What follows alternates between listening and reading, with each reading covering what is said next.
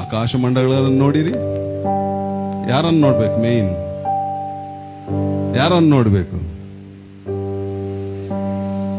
ಒಂದು ಪಟ್ಟಣವನ್ನು ನೋಡ್ಲಿಕ್ಕೆ ಹೇಳ್ತಾನೆ. ಯಾರನ್ನು ನೋಡ್ಬೇಕು?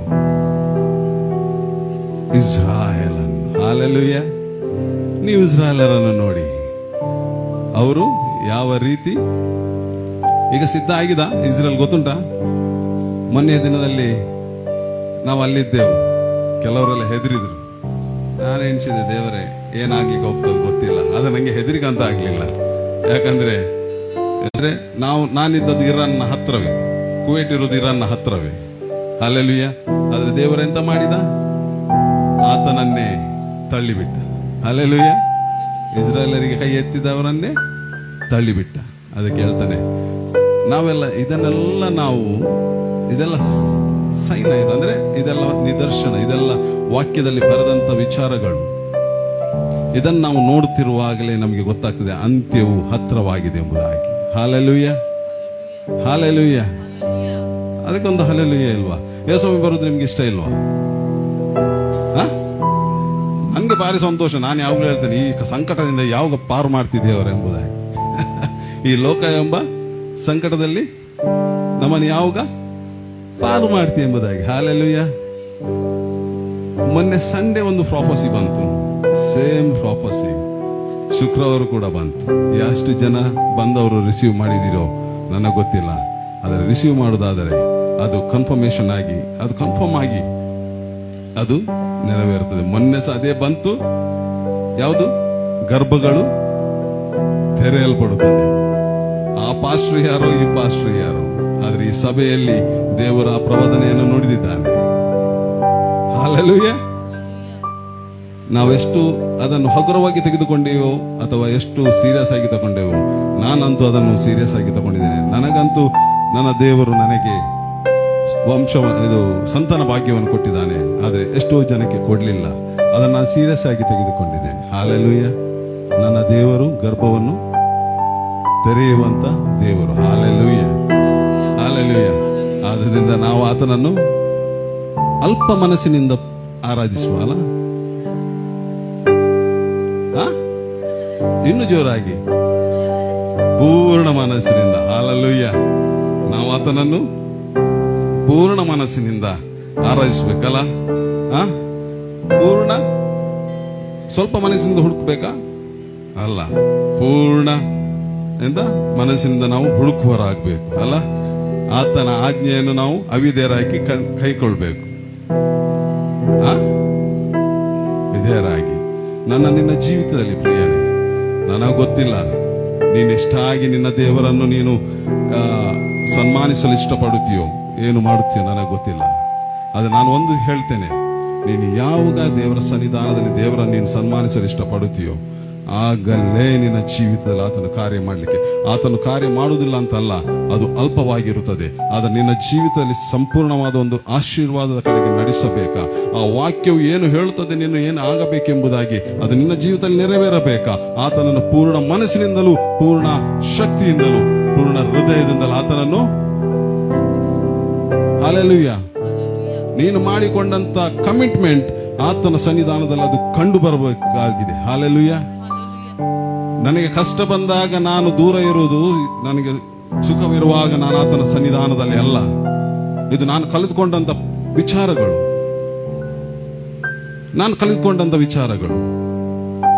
ಆತನನ್ನು ನೀನು ಪೂರ್ಣ ಮನಸ್ಸಿನಿಂದ, ನಿನ್ನ ಪೂರ್ಣ ಹೃದಯದಿಂದ ನನ್ನ ದೇವರನ್ನು ಆರಾಧಿಸಬೇಕು. ಆತನು ಹೇಳಿದನ್ನು ನಾನು ಮಾಡಬೇಕೆಂಬುದಾಗಿ ನಾನು ಬಯಸುವುದಾದರೆ ನಿನ್ನ ಜೀವಿತದಲ್ಲಿ ಮಾರ್ಗಗಳು ತೆರೆಯಲ್ಪಡುತ್ತದೆ.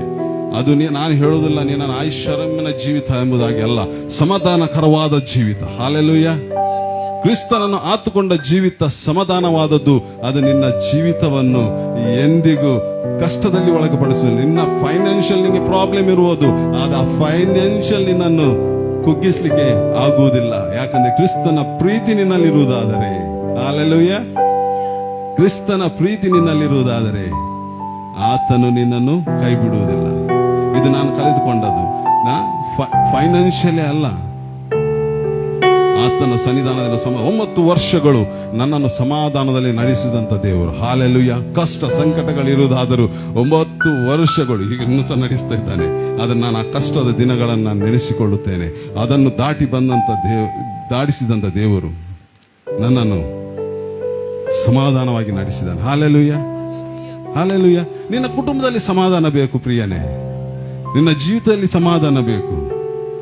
ನೀನು ಹೋಗುವಂತ ಸ್ಥಳಗಳಲ್ಲಿ ಸಮಾಧಾನ ಬೇಕು. ಆಗಲೇ ಕ್ರಿಸ್ತನು ನಿನ್ನೊಂದಿಗೆ ಇದ್ದನೆಂಬುದಾಗಿ. ನಿನಗೆ ಒಮ್ಮೆಲೆ ನಿನ್ನ ಟೆಂಪರ್ ಶಾರ್ಟ್ ಆಗುವುದಾದರೆ ವಾಕ್ಯ ಹೇಳ್ತದೆ, ಕೋಪಕ್ಕೆ ಕಾರಣ ಯಾರು? ಕೋಪಕ್ಕೆ ಕಾರಣ ಯಾರು? ನಾನೇ. ಆದರೆ ನನ್ನ ಹಿಂದೆ ಯಾರು ಕಾರ್ಯ ಮಾಡ್ತಾನೆ? ಸೈತಾನ ಕಾರ್ಯ ಮಾಡ್ತಾನೆ. ಹಾಲೆಲೂಯ.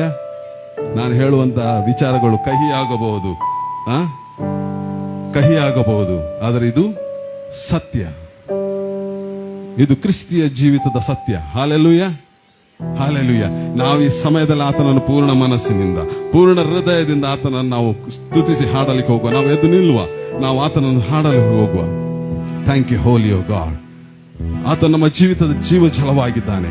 ಆತ ನಮ್ಮ ಜೀವಿತದ ಎಲ್ಲ ಕಾರ್ಯಗಳನ್ನು ಮಾಡುವ ಆತನಾಗಿದ್ದಾನೆ. Hallelujah. Thank you holy O God. Thank you. ನನ್ನ ದೇವರನ್ನು ನಾನು ಆರಾಧಿಸಬೇಕು, ನನ್ನ ದೇವರನ್ನು ನಾನು ಸ್ತುತಿಸಬೇಕು, ನನ್ನ ದೇವರನ್ನು ನಾನು ಕೊಂಡಾಡಬೇಕೆಂಬುದಾಗಿ ನಮ್ಮನ್ನು ನಾವು ಆತನ ಹಸ್ತಕ್ಕೆ ಒಪ್ಪಿಸಿಕೊಡುತ್ತಾ ನಾವು ಆತನಿಗೆ ಸ್ತುತಿಸಲು ಹಾಡ್ಲಿಕ್ಕೆ ಹೋಗುವ. ಓ ಪೂರ್ಣ ಮನಸ್ಸಿನಿಂದ ನಿನ್ನನು ಹುಡುಕುತ್ತಿರುವೆನು ನಾನು ಎಂದೆಂದೂ.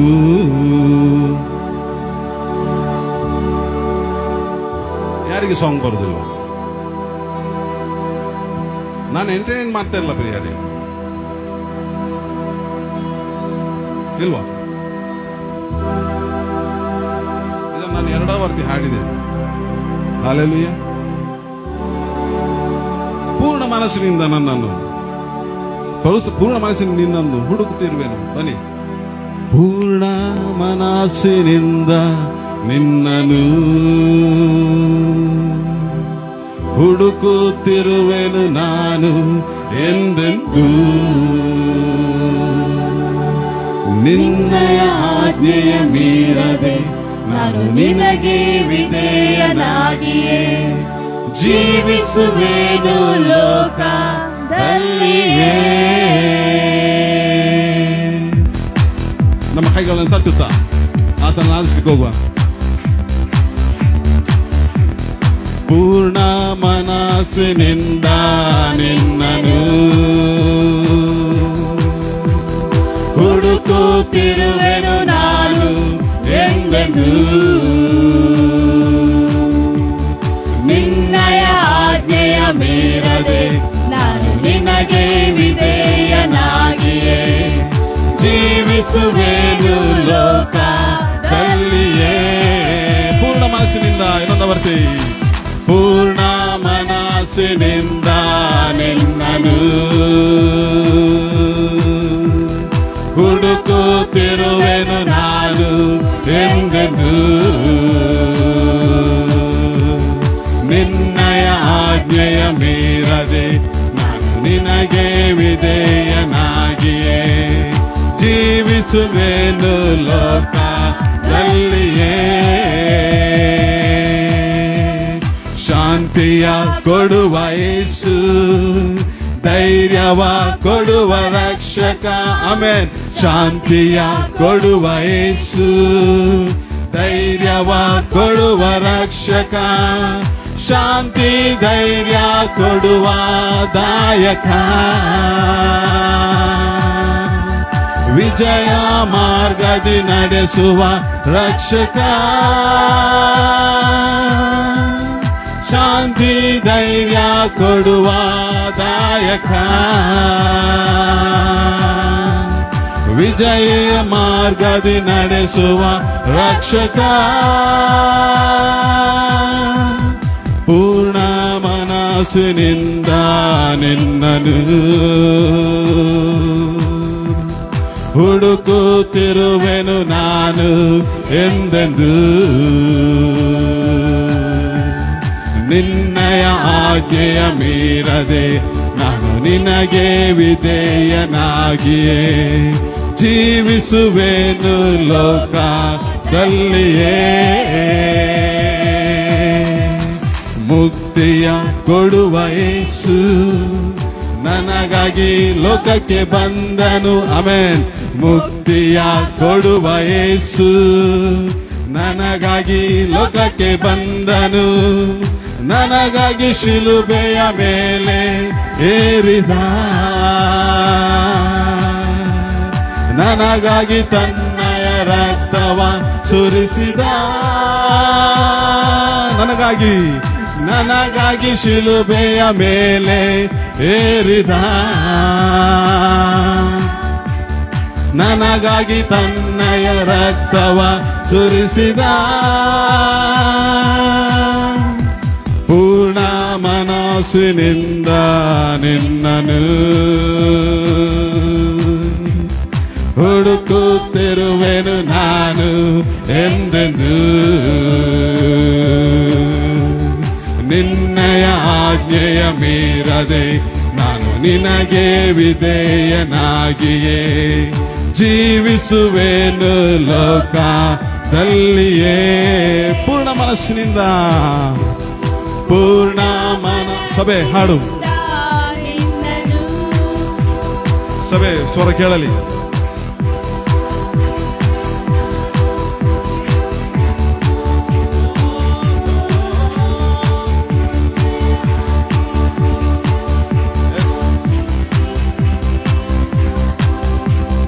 ಜೀವಿಸುವೆನು ಲೋಕದಲ್ಲಿಯೇ. ಇನ್ನೊಂದು ಬರ್ತಿ ಹೇಳುವ. ಪೂರ್ಣ ಮನಸ್ಸಿನಿತ್ತು, ನಮ್ಮ ಪೂರ್ಣ ಹೃದಯದೊಂದಿಗೆ ಪೂರ್ಣ ಮನಸ್ಸಿನೊಂದಿಗೆ ಆತನನ್ನು ಆರಾಧಿಸುವ. ಹುಡುಕುತ್ತಿರುವೆನು ನಾನು ಎಂದೆಂದು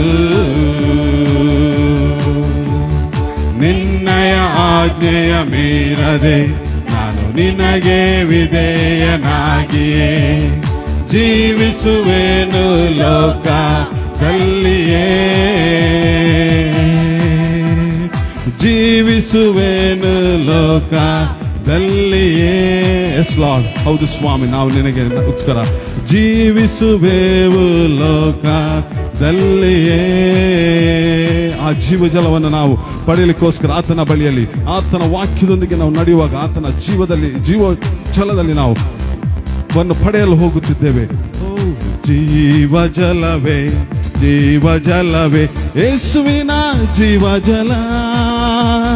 ಜೀವಜಲವೇ, ಜೀವಜಲವೇ, ದಾಹನಿಗುವ ಜೀವಜಲ, ದಾಹನಿಗುವ ಜೀವಜಲ, ಜೀವಜಲ. ಜೀವಜಲವೇ, ಜೀವಜಲವೇ, ಯೇಸುವಿನ ಜೀವಜಲ. ಜೀವಜಲವೇ, ಜೀವಜಲವೇ, ದಾಹನಿಗುವ ಜೀವಜಲ, ದಾಹನಿಗುವ ಜೀವಜಲ.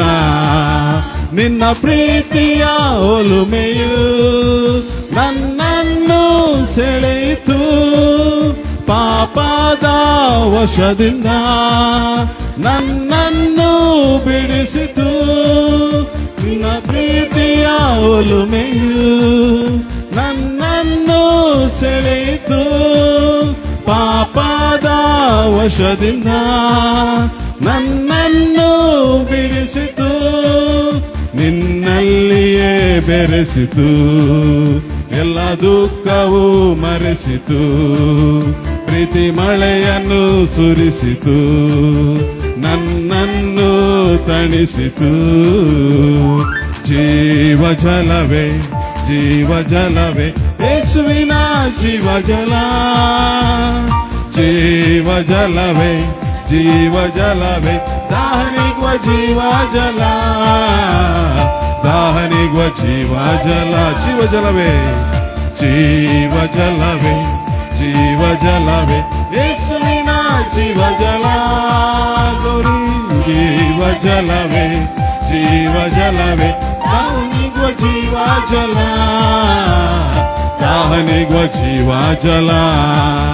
ಲೋಕವೆಲ್ಲ ಅಲೆದೆನು, ಎಲ್ಲೆಲ್ಲೂ ಸುಳಿದೆನು, ನನ್ನ ಪ್ರಾಣ ಪ್ರಿಯನ ಕೊನೆಯಲ್ಲಿ ಕಂಡೆನು. ಲೋಕವೆಲ್ಲ ಅಲೆದೆನು, ಎಲ್ಲೆಲ್ಲೂ ಸುಳಿದೆನು.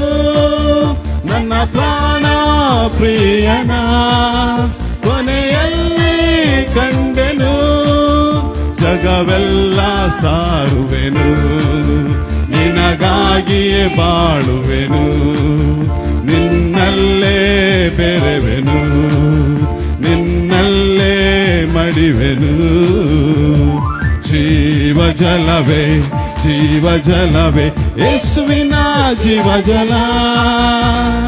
ಜೀವ ಜಲವೇ, ಜೀವ ಜಲವೇ, ದಾಹನಿಗುವ ಜೀವ ಜಲ. ದಾಹನಿಗುವ ಜೀವ ಜಲ. ಜೀವ ಜಲವೇ, ಜೀವ ಜಲವೇ, ಜೀವ ಜಲವೇ, ಯೇಸುವಿನ ಜೀವ ಜಲ. ಜೀವ ಜಲವೇ, ಜೀವ ಜಲವೇ, ದಾಹನಿಗುವ ಜೀವ ಜಲ. ದಾಹನಿಗುವ ಜೀವ ಜಲ.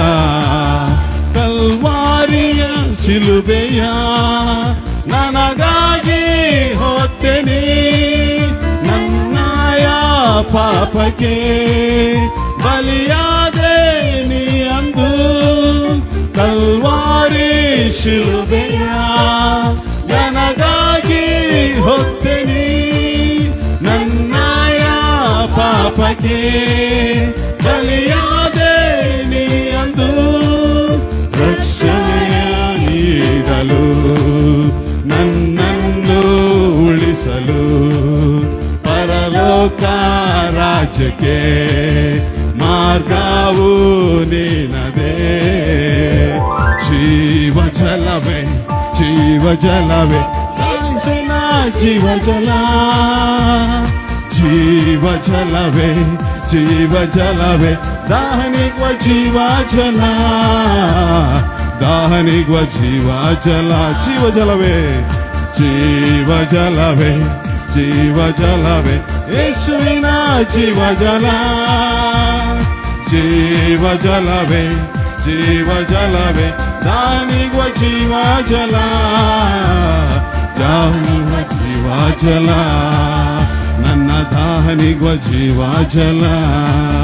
ನನ್ನ ದಾಹನಿಗುವ ಜೀವ ಜಲ. ಹೌದು ಸ್ವಾಮಿ, ತಂದೆ, ನೀನು ನನ್ನ ದಾಹವನ್ನು ನೀಗಿಸುವಾತನಾಗಿದೆ. ಕರ್ತನೆ, ನಾನು ಅಲೆಮಾರಿಯಾಗಿ ಅಲೆತಿರುವಾಗಲೂ ಕರ್ತನೆ ನನ್ನನ್ನು ಹುಡುಕಿ ಬಂದು ನನ್ನನ್ನು ಕರ್ತನೆ ಪಾಪದಿಂದ ಬಿಡಿಸಿದ ಆತನೇ, ನಿನಗೆ ನಾವು ಸ್ತೋತ್ರ ಸಲ್ಲಿಸುತ್ತಿದ್ದೇವೆ ಸ್ವಾಮಿ. ನಿನಗೆ ನಾವು ಸ್ತೋತ್ರ ಸಲ್ಲಿಸ್ತೇವೆ ಸ್ವಾಮಿ. ನಿನಗೆ ನಾವು ಸ್ತೋತ್ರ ಸಲ್ಲಿಸ್ತೇವೆ. ಓ ಸ್ತೋತ್ರ ಯೇಸುವೇ ನಿನ್ನ ಶಿಲುಬೆಗೆ. ಸ್ತೋತ್ರ ಯೇಸುವೇ ನಿನ್ನ ತ್ಯಾಗಕ್ಕೆ. ಸ್ತೋತ್ರ ಯೇಸುವೇ, ಸ್ತೋತ್ರ ಯೇಸುವೇ ನಿನ್ನ ಶಿಲುಬೆಗೆ. ಸ್ತೋತ್ರ ಯೇಸುವೇ ನಿನ್ನ ತ್ಯಾಗಕ್ಕೆ.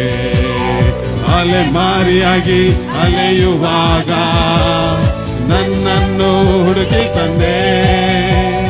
ಪಾಪದಲ್ಲಿ ಮುಳುಗಿದಾಗ ನನ್ನನ್ನು ರಕ್ಷಿಸಿದೆ. ಹೊಸ ಹೃದಯವ ನೀಡಿದೆ, ನಿನ್ನಾತ್ಮವ ಸುರಿಸಿದೆ. ಹೊಸ ಹೃದಯವ ನೀಡಿದೆ, ನಿನ್ನಾತ್ಮವ ಸುರಿಸಿದೆ. ಓ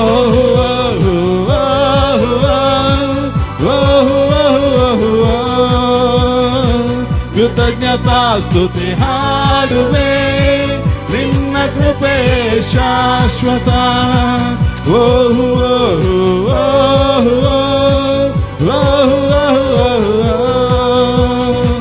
ಕೃತಜ್ಞತಾ ಸ್ತುತಿ ಹಾಡುವೆ, ನಿನ್ನ ಕೃಪೆ ಶಾಶ್ವತ. ಜಜ್ಜಲ್ಪಟ್ಟ ನಿನ್ನ ದೇಹವು ನನ್ನ ಆರೋಗ್ಯದ ಭಾಗ್ಯವು. ಸೌಖ್ಯನಾದೆನು ಯೇಸುವೆ, ಸ್ವಸ್ಥತೆಯ ಅನುಗ್ರಹಿಸಿರುವೆ. ಜಜ್ಜಲ್ಪಟ್ಟ ನಿನ್ನ ದೇಹವು ನನ್ನ ಆರೋಗ್ಯದ ಭಾಗ್ಯವು. ಸೌಖ್ಯನಾದೆನು ಯೇಸುವೆ, ಸ್ವಸ್ಥತೆಯ ಅನುಗ್ರಹಿಸಿರುವೆ. ಓ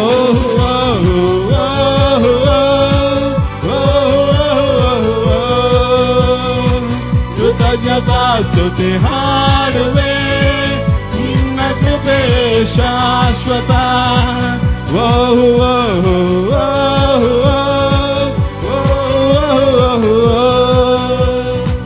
ಕೃತಜ್ಞತಾ ಸ್ತುತಿ ಹಾಡುವೆ, ನಿನ್ನ ಕೃಪೆ ಶಾಶ್ವತ.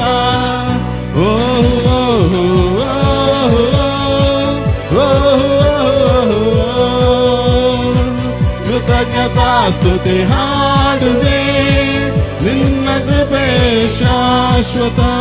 ಸ್ತೋತ್ರ ಯೇಸುವೇ ನಿನ್ನ ಶಿಲುಬೆಗೆ, ಸ್ತೋತ್ರ ಯೇಸುವೇ ನಿನ್ನ ತ್ಯಾಗಕ್ಕೆ. ಸ್ತೋತ್ರ ಯೇಸುವೇ, ಸ್ತೋತ್ರ ಯೇಸುವೇ ನಿನ್ನ ಶಿಲುಬೆಗೆ, ಸ್ತೋತ್ರ ಯೇಸುವೇ ನಿನ್ನ ತ್ಯಾಗಕ್ಕೆ. ಅಲೆಮಾರಿಯಾಗಿ ಅಲೆಯುವಾಗ ನನ್ನನ್ನು ಹುಡುಕಿ ತಂದೆ, ಪಾಪದಲ್ಲಿ ಮುಳುಗಿದಾಗ ನನ್ನನ್ನು ರಕ್ಷಿಸಿದೆ, ಹೊಸ ಹೃದಯವ ನೀಡಿದೆ, ನಿನ್ನಾತ್ಮವ ಸುರಿಸಿದೆ, ಹೊಸ ಹೃದಯವ ನೀಡಿದೆ, ನಿನ್ನಾತ್ಮವ ಸುರಿಸಿದೆ. ಹೌದು ಸ್ವಾಮಿ. Thank you holy God, thank you holy God. ಹೊಸ ಹೃದಯವ ನೀಡಿದೆ, ನಿನ್ನಾತ್ಮವ ಸುರಿಸಿದೆ. Thank you holy God. ಪರಿಶುದ್ಧನಾದ ತಂದೆಯಾದ ದೇವರೇ, ನಿನಗೆ ನಾವು ಸ್ತೋತ್ರ ಸಲ್ಲಿಸ್ತೇವೆ. ನಮ್ಮಲ್ಲಿ ಕರ್ತನೆ, ನಮ್ಮಲ್ಲಿ ಹೊಸ ಹೃದಯವನ್ನು ಇಟ್ಟು ಸ್ವಾಮಿ, ನಿನ್ನ ಮಹಿಮೆಗಾಗಿ ಜೀವಿಸುವಂತೆ ಕೃಪೆ ಕೊಟ್ಟಿದ್ದೆ ಸ್ವಾಮಿ. ತಂದೆ, ನಿನ್ನ ಕಾರ್ಯಗಳಿಗಾಗಿ ಸ್ತೋತ್ರ. ಸರ್ವದಲ್ಲಿರುವ ಆತನೇ, ನಿನಗೆ ನಾವು ಸ್ತೋತ್ರ ಸಲ್ಲಿಸ್ತೇವೆ ಸ್ವಾಮಿ. ಓ ಜೀಸಸ್, ಓ ಸರ್ವದಲ್ಲೂ ಉನ್ನತನೇ, ಮಹಿಮೆಯ ಅರಸನೇ, ಕ್ಷಮಿಸುವ ತಂದೆಯೇ, ಕ್ಷಮಿಸುವ ಕರ್ತನೇ, ಕ್ಷಮಿಸುವ ಕರ್ತನೇ, ಸರ್ವದಲ್ಲೂ ಉನ್ನತನೇ, ಮಹಿಮೆಯ ಅರಸನೇ, ಪ್ರೀತಿಸುವ ತಂದೆಯೇ, ಕ್ಷಮಿಸುವ ಕರ್ತನೇ, ಆರಾಧಿಸುವೆ, ನಿನ್ನಾರಾಧಿಸುವೆ, ಆರಾಧಿಸುವೆ ನಿನ್ನ, ಆರಾಧಿಸುವೆ ನಿನ್ನಾರಾಧಿಸುವೆ, ಆರಾಧಿಸುವೆ ನಿನ್ನ. ನಿನ್ನಯ ಹಾಗೆ ನಮ್ಮನು ಯಾರು ಪ್ರೀತಿಸಲು ಸಾಧ್ಯವಿಲ್ಲ, ನಿನ್ನಯ ಹಾಗೆ ನಮ್ಮನು ಯಾರು ಪ್ರೀತಿಸಲು ಸಾಧ್ಯವಿಲ್ಲ. ಕಲ್ವಾರಿ ಕ್ರೂಜೆಯಲ್ಲಿ ನಿನ್ನ ಕುವರನನ್ನೇ ನಮಗಾಗಿ ಅರ್ಪಿಸಿರುವೆ, ಕಲ್ವಾರಿ ಕ್ರೂಜೆಯಲ್ಲಿ ನಿನ್ನ ಕುವರನನ್ನೇ ನನಗಾಗಿ ಅರ್ಪಿಸಿರುವೆ. ಆರಾಧಿಸುವೆ, ನಿನ್ನಾರಾಧಿಸುವೆ, ಆರಾಧಿಸುವೆ ನಿನ್ನ. Glory God. ಆರಾಧಿಸುವೆ, ನಿನ್ನಾರಾಧಿಸುವೆ, ಆರಾಧಿಸುವೆ ನಿನ್ನ. ಕರುಣಾಳು ದೇವನೇ ಎನ್ಬಾಳ ಜ್ಯೋತಿಯೇ, ಕೇಳು ಈ ಪ್ರಾರ್ಥನೆ. ಕರುಣಾಳು ದೇವನೇ ಎನ್ಬಾಳ ಜ್ಯೋತಿಯೇ, ಕೇಳು ಈ ಪ್ರಾರ್ಥನೆ. ನನ್ಮೌನ ರಾಗ ನೀನೇ, ಹೃದಯ ಬಡಿತವಾಗಿ ಜೀವಿಸು ನನ್ನೋಳು ದೇವನೇ. ನನ್ಮೌನ ರಾಗ ನೀನೇ, ಹೃದಯ ಬಡಿತವಾಗಿ ಜೀವಿಸು ನನ್ನೋಳು ದೇವನೇ. ಆರಾಧಿಸುವೆ ನಿನ್ನಾರಾಧಿಸುವೆ, ಆರಾಧಿಸುವೆ ನಿನ್ನ. ಆರಾಧಿಸುವೆ ನಿನ್ನಾರಾಧಿಸುವೆ, ಆರಾಧಿಸುವೆ ನಿನ್ನ. ಆರಾಧಿಸುವೆ, ಆರಾಧಿಸುವೆ ನಿನ್ನ. ನಮ್ಮ ಕೈಗಳನ್ನು ಪರಲೋಕದ ಕಡೆಗೆ ಎತ್ತುತ್ತಾ ಆರಾಧಿಸುವೆ ನಿನ್ನ. ಹೋಲಿ ಹೋಲಿ, ಆರಾಧಿಸುವೆ ನಿನ್ನ, ಆರಾಧಿಸುವೆ, ಆರಾಧಿಸುವೆ ನಿನ್ನ. ಓ ಸ್ವರಗಳೆತ್ತುತ್ತಾ ಆತನನ್ನು ಆರಾಧಿಸ್ತಾ ಆರಾಧಿಸುವೆ. ಓ ಪರಲೋಕದಲ್ಲಿ, ಓ ಸಿಂಹಾಸನದಲ್ಲಿ ಕೂತುಕೊಂಡಿರುವ ಆತನೇ, ಓ ಪರಲೋಕದಲ್ಲಿ ತಂದೆಯ ಬಲಪಾಶದಲ್ಲಿ ಕುಳಿತುಕೊಂಡಿರುವ ಆತನೇ, ಓ ನಮ್ಮ ಸಹಾಯಕ್ಕಾಗಿ ಬಂದಂತ ಪವಿತ್ರಾತ್ಮನೇ, ಓ ತಂದೆ ಮಗ ಪರಿಶುದ್ಧ ಆತ್ಮನ ಕಾರ್ಯಗಳು, ಓ ನಮ್ಮ ಒಬ್ಬೊಬ್ಬರ ಜೀವಿತದಲ್ಲಿ ಸ್ವಾಮಿ ನೀನು ಕಾರ್ಯವನ್ನು ಮಾಡುವುದಕ್ಕಾಗಿ ಸ್ತೋತ್ರ. ಓ ನಿನ್ನೊಬ್ಬನನ್ನೇ ನಾವು ನಿಮ್ಮೊಬ್ಬರನ್ನೇ ಆರಾಧಿಸ್ತೇವೆ. ಓ ಆರಾಧಿಸುವೆ, ಆರಾಧಿಸುವೆ, ಆರಾಧಿಸುವೆ ನಿನ್ನ. ಶೇಖೇಂದ್ರೋ ನರಮ, ಆರಾಧಿಸುವೆ ಶೇಖೇಂದ್ರೋ, ಆರಾಧಿಸುವೆ ಓ ನನ್ನ, ಆರಾಧಿಸುವೆ ನಿನ್ನ. ರಿಮಾಂದನಾಂತುನಾರೆ, ಆರಾಧಿಸುವೆ ಶೇಖೇ, ಆರಾಧಿಸುವೆ ನಿರಾಂದನ ರಿಮಾಂತನಾರೆ ನಿನ್ನ. ರಿಷೇಂದನೋರರ, ಆರಾಧಿಸುವೆ ನಿನ್ನೊಬ್ಬನೇ ಸ್ವಾಮಿ. Thank you holy God. ನಿನ್ನ ಕಾರ್ಯಗಳಿಗಾಗಿ ಸ್ತೋತ್ರ, ನಿನ್ನ ಮಹಿಮೆಗಾಗಿ ಸ್ತೋತ್ರ. ಪರಲೋಕದ ತಂದೆ ನಿನ್ನ ಮಹಿಮೆ ಆರಾಧಿಸುವೆ. ಶೇಖೇಂದ್ರನಾಂತುನಾರಮ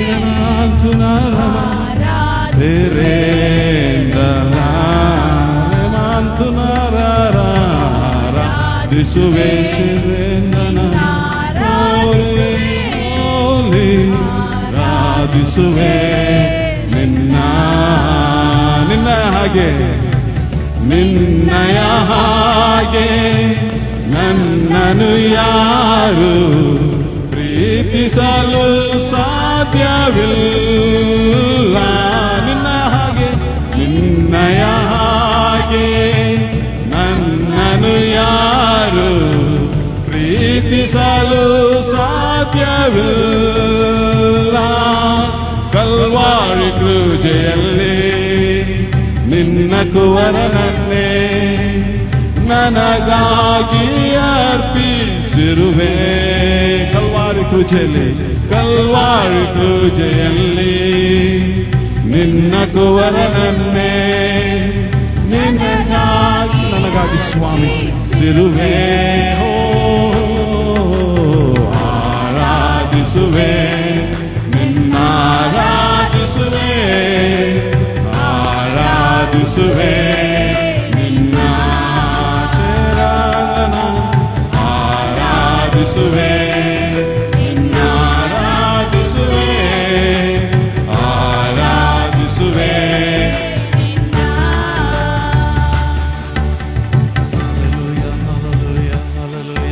ಥ್ಯಾಂಕ್ ಯು ಲಾರ್ಡ್. ಕರ್ತನೆ, ಈ ಒಳ್ಳೆ ಸಮಯಕ್ಕಾಗಿ ನಾವು ನಿನಗೆ ಸ್ತೋತ್ರ ಮಾಡುತ್ತೇವೆ. ನಿನ್ನ ನಾಮವನ್ನು ನಾವು ಮೇಲಕ್ಕೆತ್ತುತ್ತೇವೆ, ಘನಪಡಿಸ್ತೇವೆ. ನೀನು ಒಳ್ಳೆಯ ದೇವರು, ನೀನು ಒಳ್ಳೆಯವನು, ಯಾವಾಗಲೂ ಒಳ್ಳೆಯದನ್ನೇ ಮಾಡುವಂಥ ದೇವರಾಗಿದೆ. Thank you Jesus.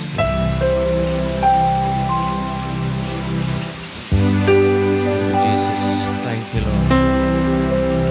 O hallelujah. ಕರ್ತನೆಪ್ಪ, ನಮ್ಮೆಲ್ಲರನ್ನು ತಗ್ಗಿಸಿಕೊಂಡು ನಿನ್ನ ಕರೆಗಳಿಗೆ ನಮ್ಮನ್ನು ಒಪ್ಪಿಸಿ ಕೊಡ್ತಾ ಇದ್ದೇವೆ. ನಾವೆಲ್ಲರೂ ನಮ್ಮ ಕಣ್ಣುಗಳನ್ನು ಮೇಲಕ್ಕೆತ್ತುತ್ತೇವಪ್ಪ. ಆಕಾಶ ಭೂಮಿಯನ್ನು ನಿರ್ಮಿಸಿದ ದೇವರು ನೀನು. ನಿನ್ನ ದರ್ಶನಕ್ಕಾಗಿ ನಮ್ಮ ಕಣ್ಣುಗಳನ್ನು ನಾವು ಮೇಲಕ್ಕೆತ್ತುತ್ತೇವೆ. Thank you Lord. O hallelujah.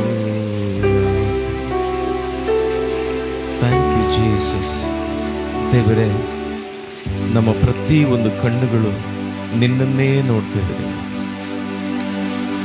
ನೀನಲ್ಲಿ ಸಿಂಹಾಸನರೂಢನಾಗಿದ್ದೆ. ನೀನು ಪರಲೋಕದಲ್ಲಿ ಸಿಂಹಾಸನರೂಢನಾಗಿದ್ದಿ. ಅದೇ ವೇಳೆಯಲ್ಲಿ ನಮ್ಮ ಮಧ್ಯದಲ್ಲಿ ನೀನಿದ್ದಿ. ನೀನು ಸರ್ವವ್ಯಾಪಿಯಾಗಿದ್ದಿ. ನೀನು ಸರ್ವಶಕ್ತನಾಗಿದ್ದಿ. ನಮ್ಮೊಬ್ಬೊಬ್ಬರ ಜೀವಿತದಲ್ಲಿ ದೇವರೇ, ನಮ್ಮ ಕ್ಷೇತ್ರದಲ್ಲಿ ನೀನು ಚಲಿಸು ಕರ್ತನಪ್ಪ.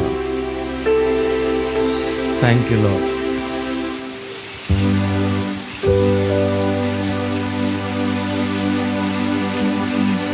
Hallelujah, hallelujah, hallelujah. ನಮ್ಮ ಕರಗಳನ್ನು ತೇಳುವ. Hallelujah, hallelujah, hallelujah, hallelujah, hallelujah.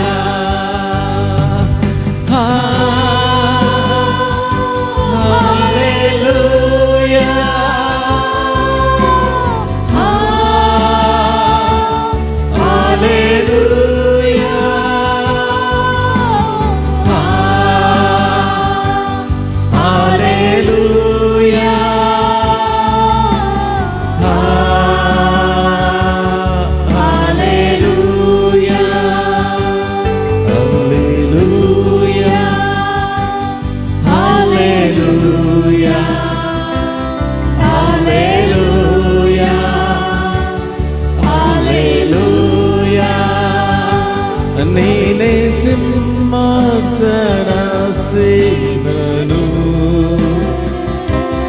ನಿನ್ನ ಸ್ತುತಿಸುವೆ ಯೇಸುವೇ. ನೀನೇ ಸಿಂಹಾಸನಾಸೀನನು,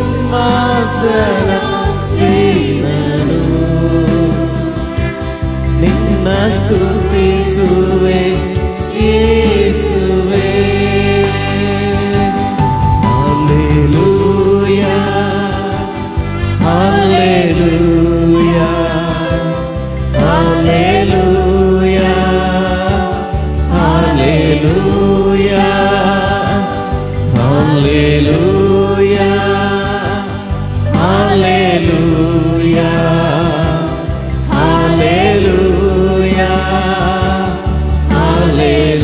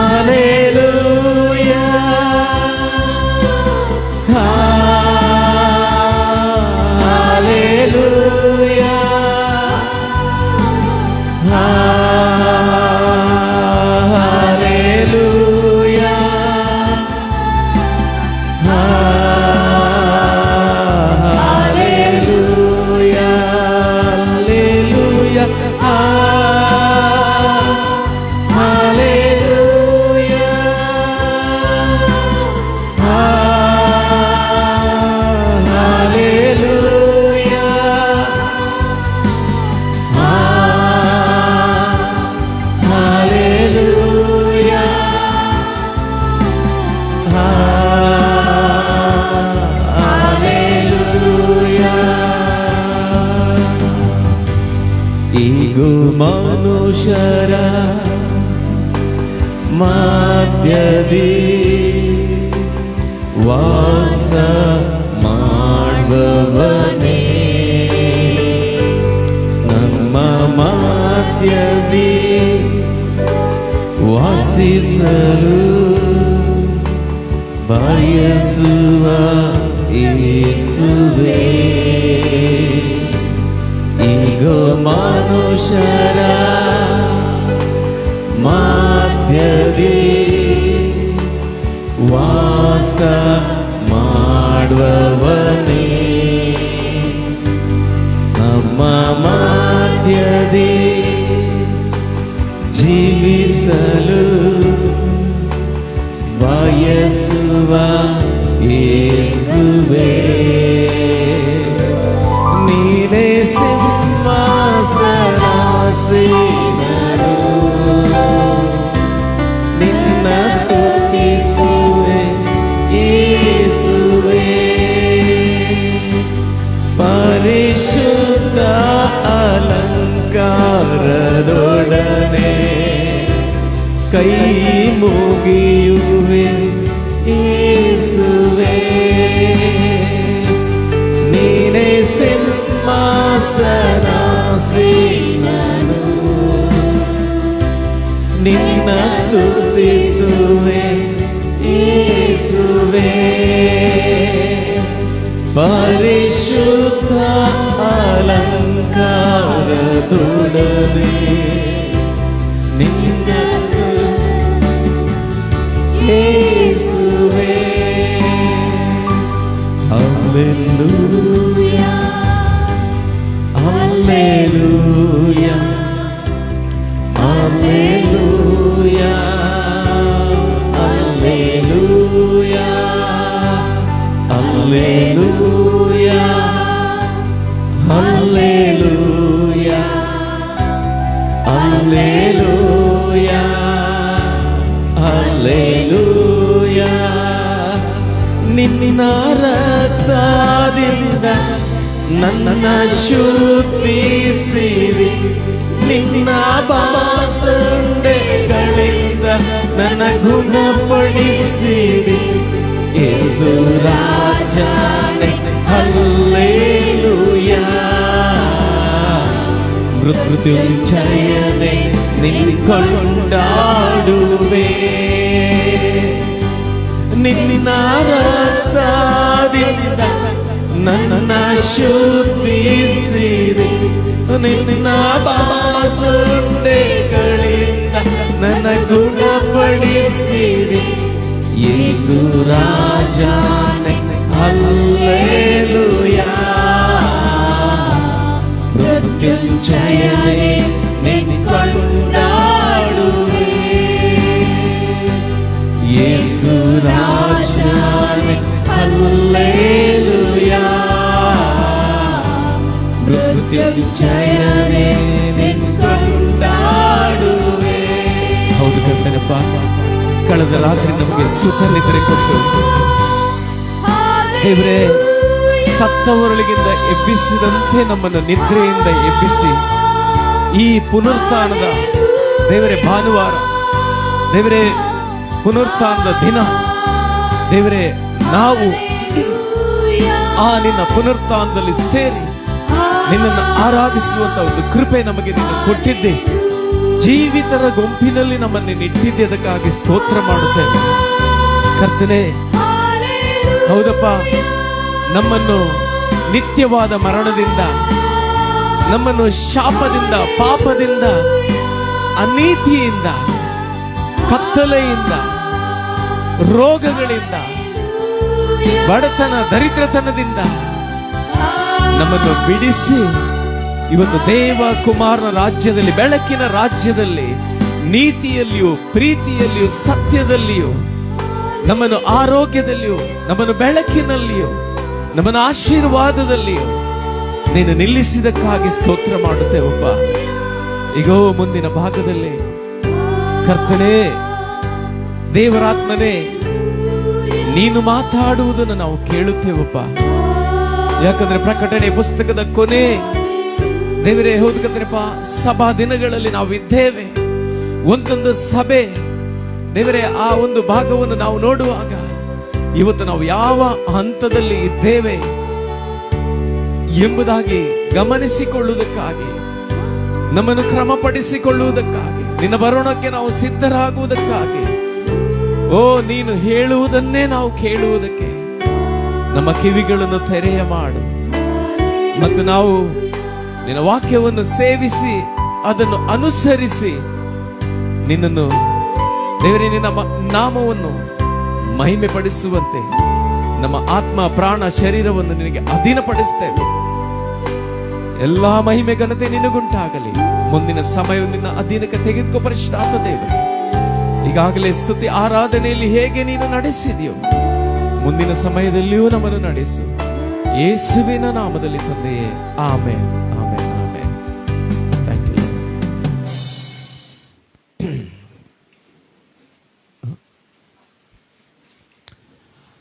ಹಲ್ಲೆಲೂಯಾ, ಹಲ್ಲೆಲೂಯಾ.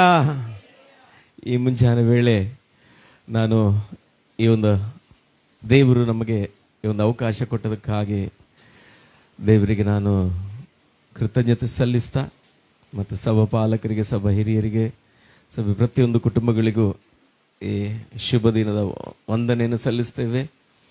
ನಮ್ಮ ಫೇಸ್ಬುಕ್, ಯೂಟ್ಯೂಬ್ನಲ್ಲಿ ಲೈನಲ್ಲಿ ಇರುವವರಿಗೂ ಈ ಶುಭ ದಿನದ ವಂದನೆಯನ್ನು ಸಲ್ಲಿಸ್ತೇನೆ. ಮುಂದಿನ ಭಾಗದಲ್ಲಿ ನಾವು ಸ್ವಲ್ಪ ಹೊತ್ತು ನಾವು ದೇವರ ವಾಕ್ಯವನ್ನು ನಾವು ಗಮನಿಸುವ. ಯಾಕಂದರೆ ದೇವರ ವಾಕ್ಯದಲ್ಲಿ ನಾವು ನೋಡ್ತೇವೆ, ದೇವರ ವಾಕ್ಯವು ನಮ್ಮೊಂದಿಗೆ ಮಾತಾಡುವಂತ ಅದು ಜೀವವುಳ್ಳ ವಾಕ್ಯವಾಗಿದೆ. ಆದ್ದರಿಂದ ಇವತ್ತು ಎರಡು ರೀತಿಯ ಒಂದು ಮನುಷ್ಯರ ಅಥವಾ ಎರಡು ರೀತಿಯ ಒಂದು ಜ್ಞಾನವನ್ನು ನಾವು ಸತ್ಯವೇದದಲ್ಲಿ ನಾವು ನೋಡಬಹುದು. ನಾನು ಅದನ್ನು ಹೀಗೆ ಹೇಳಲಿಕ್ಕೆ ಬಯಸ್ತೇನೆ, ಅದರ ಪೀಠಿಕೆಯಲ್ಲಿ ಹೀಗೆ ಹೇಳಲಿದ್ದೇನೆ. ಒಂದು ಆತ್ಮಿಕ ಜ್ಞಾನದ ಲಕ್ಷಣ ಮತ್ತು ಪ್ರಾಪಂಚಿಕ ಜ್ಞಾನದ ಲಕ್ಷಣ. ಒಂದು ಆತ್ಮಿಕ ಜ್ಞಾನದ ಲಕ್ಷಣ, ಎಲ್ಲರೂ ಹೇಳಿ ಒಂದು ಆತ್ಮಿಕ ಜ್ಞಾನದ ಲಕ್ಷಣ, ಮತ್ತೊಂದು ಪ್ರಾಪಂಚಿಕ ಜ್ಞಾನದ ಲಕ್ಷಣ. ಆತ್ಮಿಕ ಜ್ಞಾನದ ಲಕ್ಷಣ ಹೇಗಿರ್ತದೆ ಅಂತೇಳಿ ಹೇಳಿದ್ರೆ ಅದು ದೀನತೆ. ಹೇಗೆ? ದೀನತೆ. ಇನ್ನು ಪ್ರಾಪಂಚಿಕ ಜ್ಞಾನ ಅದು ಒಂದು ಗರ್ವಕ್ಕೆ ದಾರಿ. ಅದರಲ್ಲಿ ಯಾವಾಗಲೂ ಈಗೋ ಇರ್ತದೆ. ಪ್ರಾಪಂಚಿಕ ಜ್ಞಾನದಲ್ಲಿ ಏನಿರ್ತದೆ? ಗರ್ವ. ಆದ್ರಿಂದ ಕಳೆದ ಸಾರಿ ಕೂಡ ನಾನು ಮಾತಾಡುವಾಗ ಒಂದು ವಿಷಯವನ್ನು ನಾನು ಹಂಚಿಕೊಂಡಿದ್ದೆ. ಏನಂತೇಳಿ ಹೇಳಿದ್ರೆ, ದೀನತೆ ಇರುವಲ್ಲಿ ಏನಿರ್ತದೆ ಅಂತೇಳಿ ಹೇಳಿದ್ರೆ ಝೀರೋ.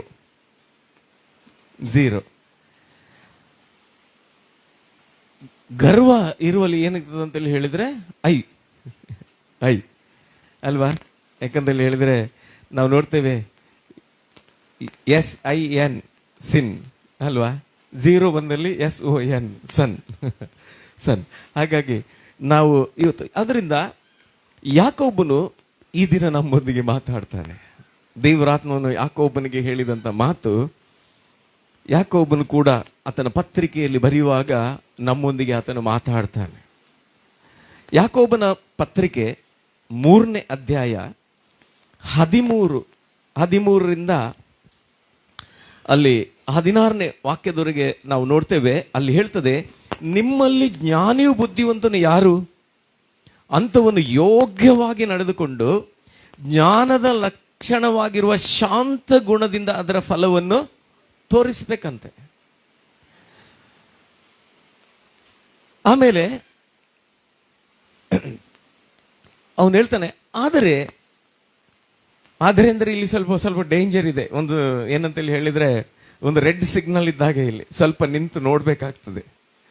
ರೆಡ್ ಸಿಗ್ನಲ್ ಬಿದ್ದಾಗ ನಾವು ಜಂಪ್ ಮಾಡುದಿಲ್ಲ ಆಚೆ ಅಲ್ಲ. ರೆಡ್ ಸಿಗ್ನಲ್ ಬಿದ್ದಾಗ ನಾವು ನಿಲ್ಬೇಕಲ್ಲಿ. ಅಲ್ಲಿ ಹೇಳ್ತದೆ, ಆದರೆ ತೀಕ್ಷ್ಣವಾದ ಮತ್ಸರವು ಪಕ್ಷಭೇದವು ನಿಮ್ಮ ಹೃದಯದೊಳಗೆ ಇರುವಲ್ಲಿ ನೀವು ಸತ್ಯಕ್ಕೆ ವಿರುದ್ಧವಾಗಿ ಸುಳ್ಳಾಡಿ ಹೊಗಳಿಕೊಳ್ಬೇಡ್ರಿ. ಸತ್ಯಕ್ಕೆ ವಿರುದ್ಧವಾಗಿ ಸುಳ್ಳಾಡಿ ಹೊಗಳಿಕೊಳ್ಬೇಡ್ರಿ. ಅದು ಮೇಲಿನಿಂದ ಬಂದ ಜ್ಞಾನವಲ್ಲ, ಅದು ಭೂ ಸಂಬಂಧವಾದದ್ದು, ಪ್ರಾಕೃತ ಭಾವವಾದದ್ದು, ದೆವ್ವಗಳಿಗೆ ಸಂಬಂಧಪಟ್ಟದ್ದು. ಮತ್ಸರವು ಪಕ್ಷಭೇದವು ಇರುವ ಕಡೆ ಗಲಿಬಿಲಿಯು ಸಕಲ ವಿಧ ನೀಚ ಕೃತ್ಯಗಳು ಇರ್ತದಂತೆ. ಇದು ದೇವರ ವಾಕ್ಯ ಹೇಳ್ತದೆ, ದೇವರ ವಾಕ್ಯ ಹೇಳ್ತದೆ.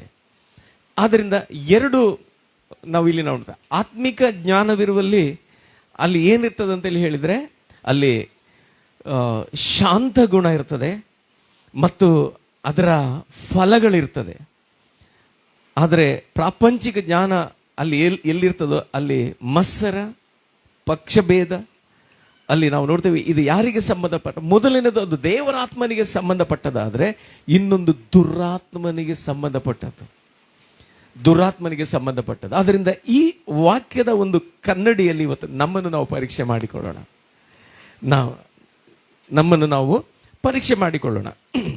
ಅದಕ್ಕೆ ಅವನು ಅದೇ ಅಧ್ಯಾಯದ 17ನೇ ವಚನದಿಂದ ಹೀಗೆ ಹೇಳ್ತಾನೆ, ಆದ್ರಿಂದ ಮೇಲಿನಿಂದ ಬರುವ ಜ್ಞಾನವು ಮೊದಲು ಪರಿಶುದ್ಧವಾದದ್ದು, ಅದರಲ್ಲಿ ಹೋಲಿನೆಸ್ ಇದೆ.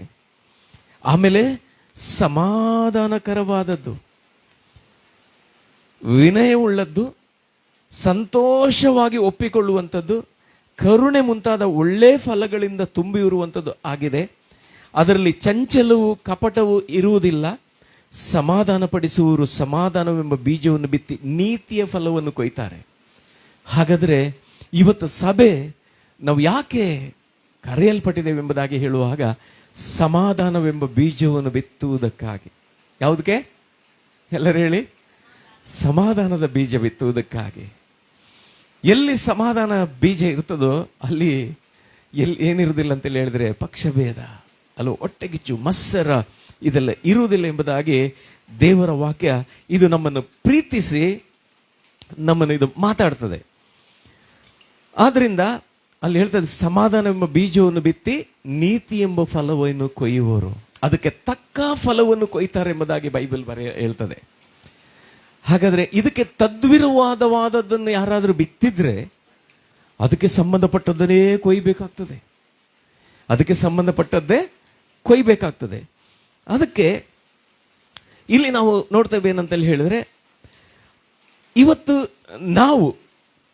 ನಾವು ದೇವರ ವಾಕ್ಯದ ಮೂಲಕ ನಾವು ಹೇಳುವುದಾದ್ರೆ, ಧರ್ಮಶಾಸ್ತ್ರ ಹೇಳ್ತಾ ಇತ್ತು ಜ್ಞಾನದ ಲಕ್ಷಣ ಕುರಿತಾಗಿ. ಈ ಒಂದು ಮಾತಲ್ಲಿ ಹೇಳುವುದಾದ್ರೆ ಪ್ರೀತಿ.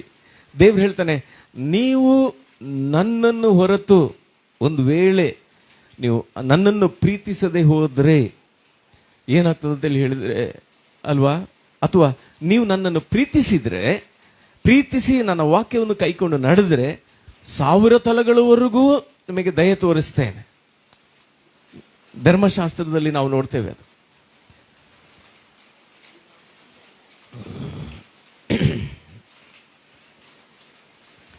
ಹಾಗಾಗಿ ಧರ್ಮಶಾಸ್ತ್ರದಲ್ಲಿ ನೀವು ಅದನ್ನು ಓದಬಹುದು. ಯಾಕಂತೇಳಿ ಹೇಳಿದ್ರೆ ಮೋಶೆಗೆ ದೇವರು ಕೊಟ್ಟಂತ ನಾವು ನೋಡ್ತೇವೆ, ಮೋಶೆಯ ಒಂದು ಧರ್ಮಶಾಸ್ತ್ರ ಗ್ರಂಥದಲ್ಲಿ ನಾವು ನೋಡ್ತೇವೆ ಪ್ರೀತಿಯ ಕುರಿತಾಗಿ ನೀವು ತಂದೆ ತಾಯಿಗಳನ್ನು ಸನ್ಮಾನಿಸಬೇಕೆಂಬುದಾಗಿ ಬರೆಯಲ್ಪಟ್ಟಿದೆ. ಅನೇಕ ಅಲ್ಲಿ ಬರೆಯಲ್ಪಟ್ಟಂತ ವಚನಗಳನ್ನು ನಾವು ನೋಡ್ತೇವೆ. ಆದರೆ ಧರ್ಮಶಾಸ್ತ್ರಕ್ಕೆ ಬಲ ಸಾಕಾಗಲಿಲ್ಲ ಕೊಡ್ಲಿಕ್ಕೆ. ಮತ್ತೆ ಅದು ಹೇಳ್ತದೆ ನೀವು ಇದು ಮಾಡಬೇಕು, ನೀವು ಇದನ್ನೇ ಮಾಡ್ಬೇಕಂತ ಧರ್ಮಶಾಸ್ತ್ರ ಹೇಳ್ತದೆ. ಬಟ್ ಅದನ್ನು ಮಾಡುವುದಕ್ಕೆ ಶಕ್ತಿ ಕೊಡ್ಲಿಕ್ಕೆ ಅದಕ್ಕೆ ಆಗ್ಲಿಲ್ಲ. ಬದಲಾಗಿ ನೀನು ಮಾಡದಿದ್ರೆ ನಿನ್ನ ಮೇಲೆ ಆರೋಪ ಹೊರಿಸ್ತಿತ್ತದು, ನಿನ್ನ ಮೇಲೆ ತೀರ್ಪು ಹೊರಿಸ್ತಾ ಇತ್ತದು.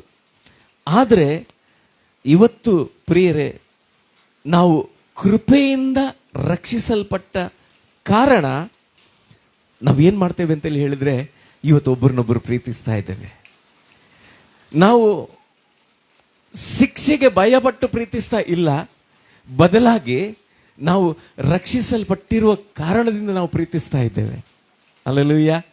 ನಾವು ರಕ್ಷಿಸಲ್ಪಟ್ಟ ಕಾರಣ ನಾವು ನೋಡ್ತೇವೆ, ದೇವರ ವಾಕ್ಯ ಹೇಳುವ ಹಾಗೆ ನಿನ್ನ ತಂದೆ ತಾಯಿಗಳನ್ನು ಸನ್ಮಾನಿಸಬೇಕು, ಒಬ್ಬನೇ ಸತ್ಯ ದೇವರಾಗಿರುವ ಆತನನ್ನು ಆರಾಧಿಸಬೇಕು.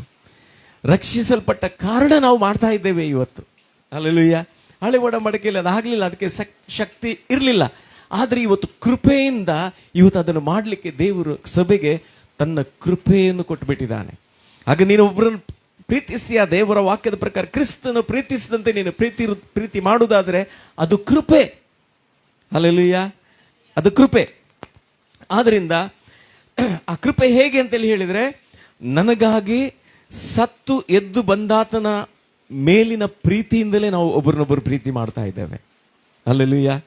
ನಮಗೋಸ್ಕರ ಯಾರು ಸತ್ತು ಎದ್ದು ಬಂದಿದ್ದಾನೋ ಆತನ ಮೇಲಿನ ಪ್ರೀತಿಯಿಂದ ಒಬ್ಬರನ್ನೊಬ್ಬರು ನಾವು ಪ್ರೀತಿಸ್ತೇವೆ. ಹಾಗಾಗಿ ಇದು ಯಾಕೋಬನು ಅದನ್ನು ಬರೀತಾನೆ. ಆದ್ರಿಂದ ಯಾಕೋಬನು ಬರೆದ ಪತ್ರಿಕೆ 4ನೇ ಅಧ್ಯಾಯದ 6ನೇ ವಚನದಲ್ಲಿ ಅದೇ ಯಾಕೋಬ ಹೀಗೆ ಹೇಳ್ತಾನೆ ಏನಂತೇಳಿ ಹೇಳಿದ್ರೆ, ಆತನು ನಮ್ಮ ಮೇಲೆ ಅತಿಶಯವಾದ ಕೃಪೆಯನ್ನು ಇಡ್ತಾ ಇದ್ದಾನೆ. ದೇವರಿಟ್ಟಿದ್ದಾನೆ ನಮ್ಮ ಮೇಲೆ ಅತಿಶಯವಾದ ಕೃಪೆಯನ್ನು ಇಟ್ಟಿದ್ದಾನಂತೆ. ಆ ಕೃಪೆಯ ಮೂಲಕವೇ ನಾವು ಇವತ್ತು ಕರ್ತನಿಗೆ ಏನಾದ್ರೂ ನಾವು ಮಾಡಬೇಕಾದ್ರೆ, ಇವತ್ತು ನನ್ನ ಬಲದಿಂದ ಅಥವಾ ನನ್ನ ಈ ಒಂದು ಅಲ್ಪ ಜ್ಞಾನದಿಂದ ಅಲ್ಲ, ನಾನೇನಾದ್ರೂ ದೇವರಿಗೆ ನಾನು ಮಾಡ್ತಾ ಇದ್ದೇನೆ ಅಂತೇಳಿ ಹೇಳಿದ್ರೆ ನೀವು ನೆನಪು ಮಾಡಿಕೊಳ್ಳಿ, ಅಥವಾ ನಾನು ನೆನಪು ಮಾಡಿಕೊಳ್ಳದೆ ಈ ಸ್ಥಳದಲ್ಲಿ ನಾನು ನಿಂತಿದ್ದೇನೆ ಅಂತೇಳಿ ಹೇಳಿದ್ರೆ ಅದು ದೇವರ ಕೃಪೆ. ಹಲ್ಲೆಲೂಯಾ, ದೇವರ ಕೃಪೆ. ಹಾಗಾಗಿ ಆ ದೇವರ ಕೃಪೆಯನ್ನು ನಾವು ನೆನೆಸಿಕೊಂಡು, ದೇವರೇ ಇಂಥ ಒಂದು ಸೇವೆಗೆ ನೀನು ನನ್ನನ್ನು ಕರೆದಿದೆಯಲ್ಲ ಅಂತ ಆತನಿಗೆ ನಾವು ಕೃತಜ್ಞತೆ ಮಾಡುವಾಗ ಆ ಎನ್ವೈರ್ಮೆಂಟೇ ಚೇಂಜ್ ಆಗ್ತದೆ. ಇಲ್ಲದಿದೆ ಮನಸ್ಸು ಅಲ್ವಾ, ಮನಸ್ಸು ಪರಿಸ್ಥಿತಿಗಳ ಮೇಲೆ ಹೋಗ್ತದೆ. ಈ ಪರಿಸ್ಥಿತಿಗಳ ಮೇಲೆ ನನ್ನ ಮನಸ್ಸಿದ್ರೆ ನನ್ನ ಭಾವನೆಗಳು ಹಾಳಾಗ್ತದೆ, ನನ್ನ ಯೋಚನೆಗಳು ಬದಲಾಗ್ತದೆ.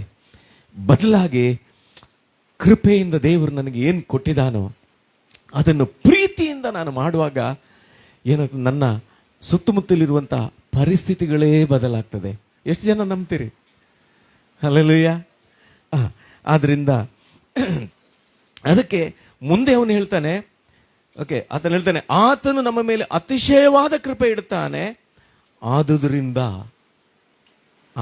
ಮುಂದೆ ನಾವು ನೋಡ್ತೇವೆ, ದೇವರು ಅಹಂಕಾರಿಗಳನ್ನು ಎದುರಿಸ್ತಾನೆ, ದೀನರಿಗಾದರೂ ಕೃಪೆಯನ್ನು ಅನುಗ್ರಹಿಸ್ತಾನೆ ಎಂದು ಶಾಸ್ತ್ರವು ಹೇಳುತ್ತದೆ.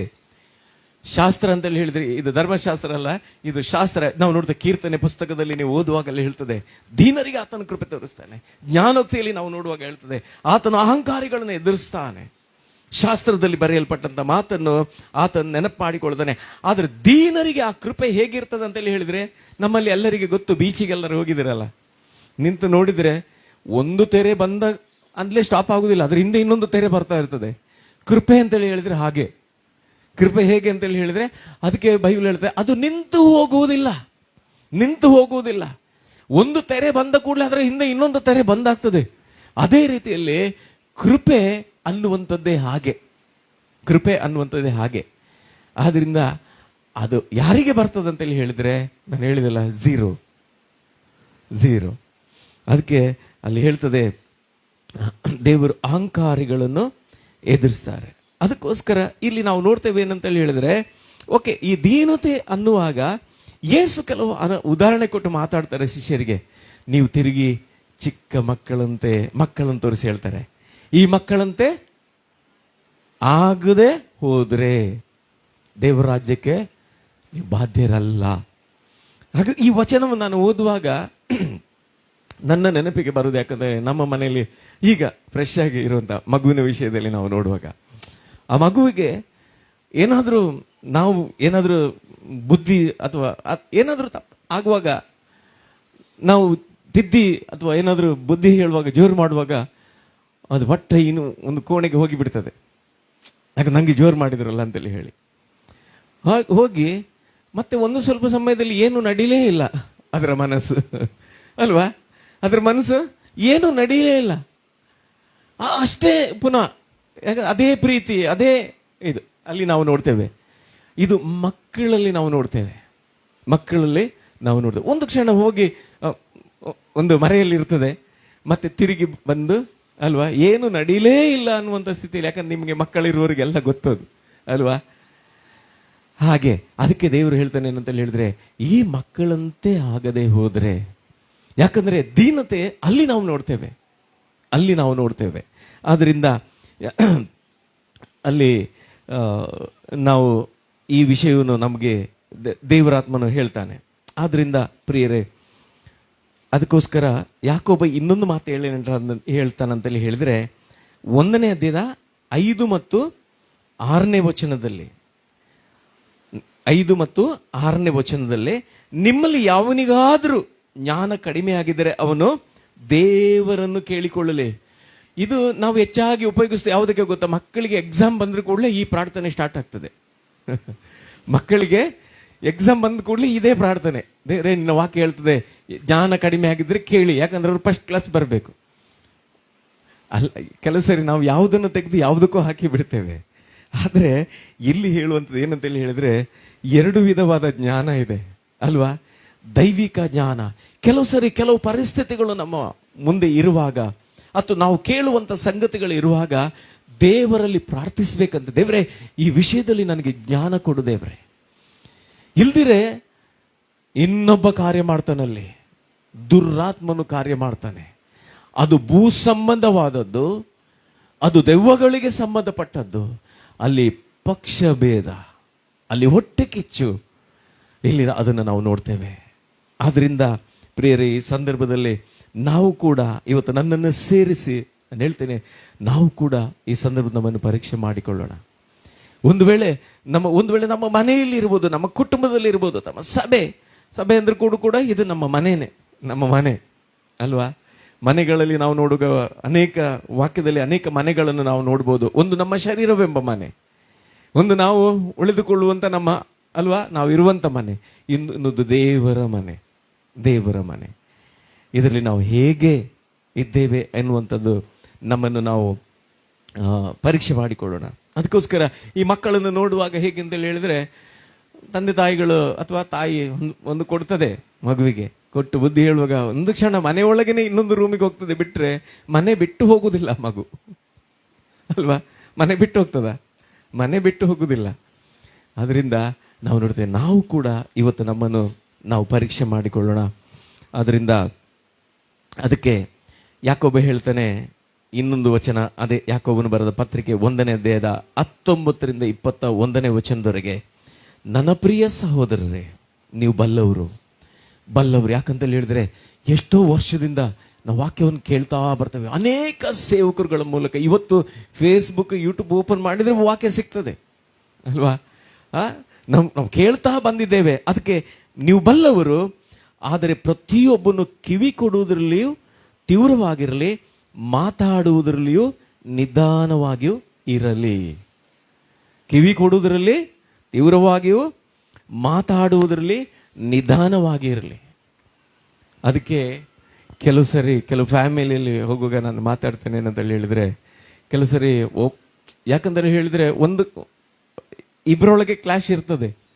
ಆದ್ರೆ ಮಾತಾಡ್ಲಿಕ್ಕೆ ಹೋದ್ರೆ ಅಲ್ಲಿ ಮತ್ತೆ ಅದು ಟೈಮ್ ವೇಸ್ಟ್. ಯಾಕಂತ ಹೇಳಿದ್ರೆ ಒಬ್ರು ಇನ್ನೊಬ್ಬರನ್ನೇ ದೂರುದು, ಅವ್ರು ಇವರನ್ನೇ ದೂರುದು ಅಂತೂ ಅದನ್ನು ಕೇಳಲಿಕ್ಕೆ ಇನ್ನೊಬ್ರು ಹೋಗ್ಬೇಕು. ಅದಕ್ಕೆ ನಾನು ಹೇಳ್ತೇನೆ ಏನಂತೇಳಿ ಹೇಳಿದ್ರೆ, ಅವ್ರು ಹೇಳಿದ್ದು ನೀವು ಕೇಳಬೇಡಿ, ನೀವು ಹೇಳಿದ್ದು ಅವ್ರು ಕೇಳಬೇಡಿ. ಇಬ್ರು ಒಟ್ಟಾಗಿ ದೇವ್ರು ಏನ್ ಹೇಳ್ತಾನೆ ಅದನ್ನು ಕೇಳಿ. ಆಗ ಅಲ್ಲಿ ಸಮಾಧಾನ. ಹಲ್ಲೆಲೂಯಾ. ಆಗ ಅಲ್ಲಿ ಸಮಾಧಾನ, ಅಲ್ಲಿ ಅವನು ಯಾಕೋಬನು ಹೇಳಿದಾಗೆ ಅಲ್ಲಿ ಪರಿಶುದ್ಧತೆ, ಅದು ಮೇಲಿನಿಂದ ಬರುವಂತ ಜ್ಞಾನ ದೇವರಿಂದ ಬರ್ತದೆ. ದೇವರು ಹೇಳುವುದನ್ನು ಕೇಳುವಾಗ ಅಲ್ಲಿ ಅವನು ಹೇಳ್ತಾನೆ ಏನಂದ್ರೆ, ಮೊದಲದು ಪರಿಶುದ್ಧವಾದದ್ದು, ಆಮೇಲೆ ಸಮಾಧಾನಕರವಾದದ್ದು, ವಿನಯವುಳ್ಳವದ್ದು, ಸಂತೋಷವಾಗಿ ಒಪ್ಪಿಕೊಳ್ಳುವಂಥದ್ದು. ದೇವರು ಹೇಳುವಾಗ ಸಂತೋಷವಾಗಿ ಒಪ್ಪಿಕೊಳ್ಳುವಂಥದ್ದು. Hallelujah, hallelujah. ಯಾಕಂತ ಅಲ್ಲಿ ಅವನು ಹೇಳ್ತಾನೆ, ಅದು ಸಂತೋಷವಾಗಿ ಒಪ್ಪಿಕೊಳ್ಳುವುದು, ಕರುಣೆ ಮುಂತಾದ ಒಳ್ಳೆ ಫಲಗಳಿಂದ ಅವನು ಹೇಳ್ತಾನೆ ತುಂಬಿರುವಂಥದ್ದು ಆಗಿದೆ. ಅದರಲ್ಲಿ ಅಂತೇಳಿ ಹೇಳಿದ್ರೆ, ಮೇಲಿನಿಂದ ಬರುವ ಜ್ಞಾನದಲ್ಲಿ ಏನಿಲ್ಲ, ಚಂಚಲ ಇಲ್ಲ. ಅದರ ಅರ್ಥ ಏನಂತೇಳಿ ಹೇಳಿದ್ರೆ, ಡಬಲ್ ಇಂಜಿನ್ ಅಥವಾ ಡಬಲ್ ಮೈಂಡ್ ಅಲ್ಲ ಸೇವಕರ ಪ್ರಸಾದ್, ಡಬಲ್ ಮೈಂಡ್. ಅದಕ್ಕೆ ಅವನು ಹೇಳ್ತಾನೆ ಏನಂತೇಳಿ ಹೇಳಿದ್ರೆ, ಜ್ಞಾನವು ಕಡಿಮೆ ಆಗಿದ್ರೆ ಅವನು ದೇವರನ್ನು ಕೇಳಲಿ, ಅದು ಅವನಿಗೆ ದೊರಕ್ತದೆ. ದೇವ್ರಿಗೆ ಹೀಗಿದೆ, ದೇವ್ರಿಗೆ ಇಂಥ ಸ್ಥಿತಿ ಇದೆ. ಇವತ್ತು ನಿನ್ನ ವಾಕ್ಯ ಹೇಳ್ತದೆ, ಅಲ್ಲಿ ಮೇಲಿನ ವಚನ ನಾವು ನೋಡುವಾಗ ಕೆಲವು ಪರಿಸ್ಥಿತಿಗಳನ್ನು ಅವನು ಮಾತಾಡ್ತಾ ಬಂದು ಹೇಳ್ತಾನೆ, ಒಂದು ವೇಳೆ ಇದನ್ನು ನೀವು ಪಾಸ್ ಆಗಬೇಕಾದ್ರೆ ಆ ವಿಷಯವನ್ನು ಪಾಸ್ ಆಗಬೇಕಾದ್ರೆ ದೇವರಿಂದ ಜ್ಞಾನ ಕೇಳಬೇಕಂತೆ. ಆಗ ದೇವರು ಕೊಡುವಂಥ ಜ್ಞಾನ ಅಲ್ಲಿ ಹೇಗಿರ್ತದಂತೇಳಿ ಹೇಳಿ ನಾವು ಈಗ ಕೇಳಿದ್ದೇವೆ. ಆದ್ರಿಂದ ಅವನು ಹೇಳ್ತಾನೆ, ದೇವರು ಹಂಗಿಸದೆ ಎಲ್ಲರಿಗೂ ಉದಾರ ಮನಸ್ಸಿನಿಂದ ಕೊಡ್ತಾನಂತೆ. ಉದಾರ ಮನಸ್ಸಿನಿಂದ, ಉದಾರ ಮನಸ್ಸಿನಿಂದ. ಈಗ ಬೇರೆ ಕಡೆ ಹೋದ್ರೆ ಕೆಲವು ಕಡೆ ಏನಂತೇಳಿ ಹೇಳಿದ್ರೆ, ಮಂಗಳೂರಲ್ಲೆಲ್ಲ ಕೆಲವು ಕಡೆ ಇದೆ, ಅಲ್ಲಿ ಹೋದ್ರೆ ನೀವು ಇಷ್ಟಕ್ಕೆ ಇಷ್ಟು ದುಡ್ಡು ಕಟ್ಟಬೇಕು ಅಲ್ವಾ, ಇಂಥದಕ್ಕೆ ಇಷ್ಟು ಹಣ ಆಗ್ತದೆ ಬಿಲ್ ಕಟ್ಟಬೇಕು. ಆದ್ರೆ ಇಲ್ಲಿ ಹೇಳ್ತದೆ, ದೇವರ ಹತ್ರ ನಾವು ಕೇಳಿದ್ರೆ ದೇವರು ಉದಾರ ಮನಸ್ಸಿನಿಂದ ಕೊಟ್ಟು ಬಿಡ್ತಾರಂತೆ. ಹಲ್ಲೆಲೂಯಾ. ಆದ್ರಿಂದ ಅವನು ಹೇಳ್ತಾನೆ, ಉದಾರ ಮನಸ್ಸಿನಿಂದ ಕೊಡುವನಾಗಿದ್ದಾನೆ. ಸ್ವಲ್ಪವೂ ಸಂದೇಹ ಪಡದೆ ನಂಬಿಕೆ ಇಟ್ಟು ಕೇಳಿಕೊಳ್ಬೇಕು. ಸಂದೇಹ ಪಡುವವನು ಗಾಳಿಯಿಂದ ಬಡಿಯಲ್ಪಟ್ಟ ಸಮುದ್ರದ ತೆರೆಯಂತೆ ಅಲೆಯುತ್ತಿರುವನು. ಇದು ಕೂಡ ಇನ್ನೊಂದು ಕಡೆ ಕೂಡ ಅದಕ್ಕೆ ಬರ್ತದೆ, ಅವನು ಕೂಡ ಹೇಗಿರ್ತಾನಂತೇಳಿ ಹೇಳಿ.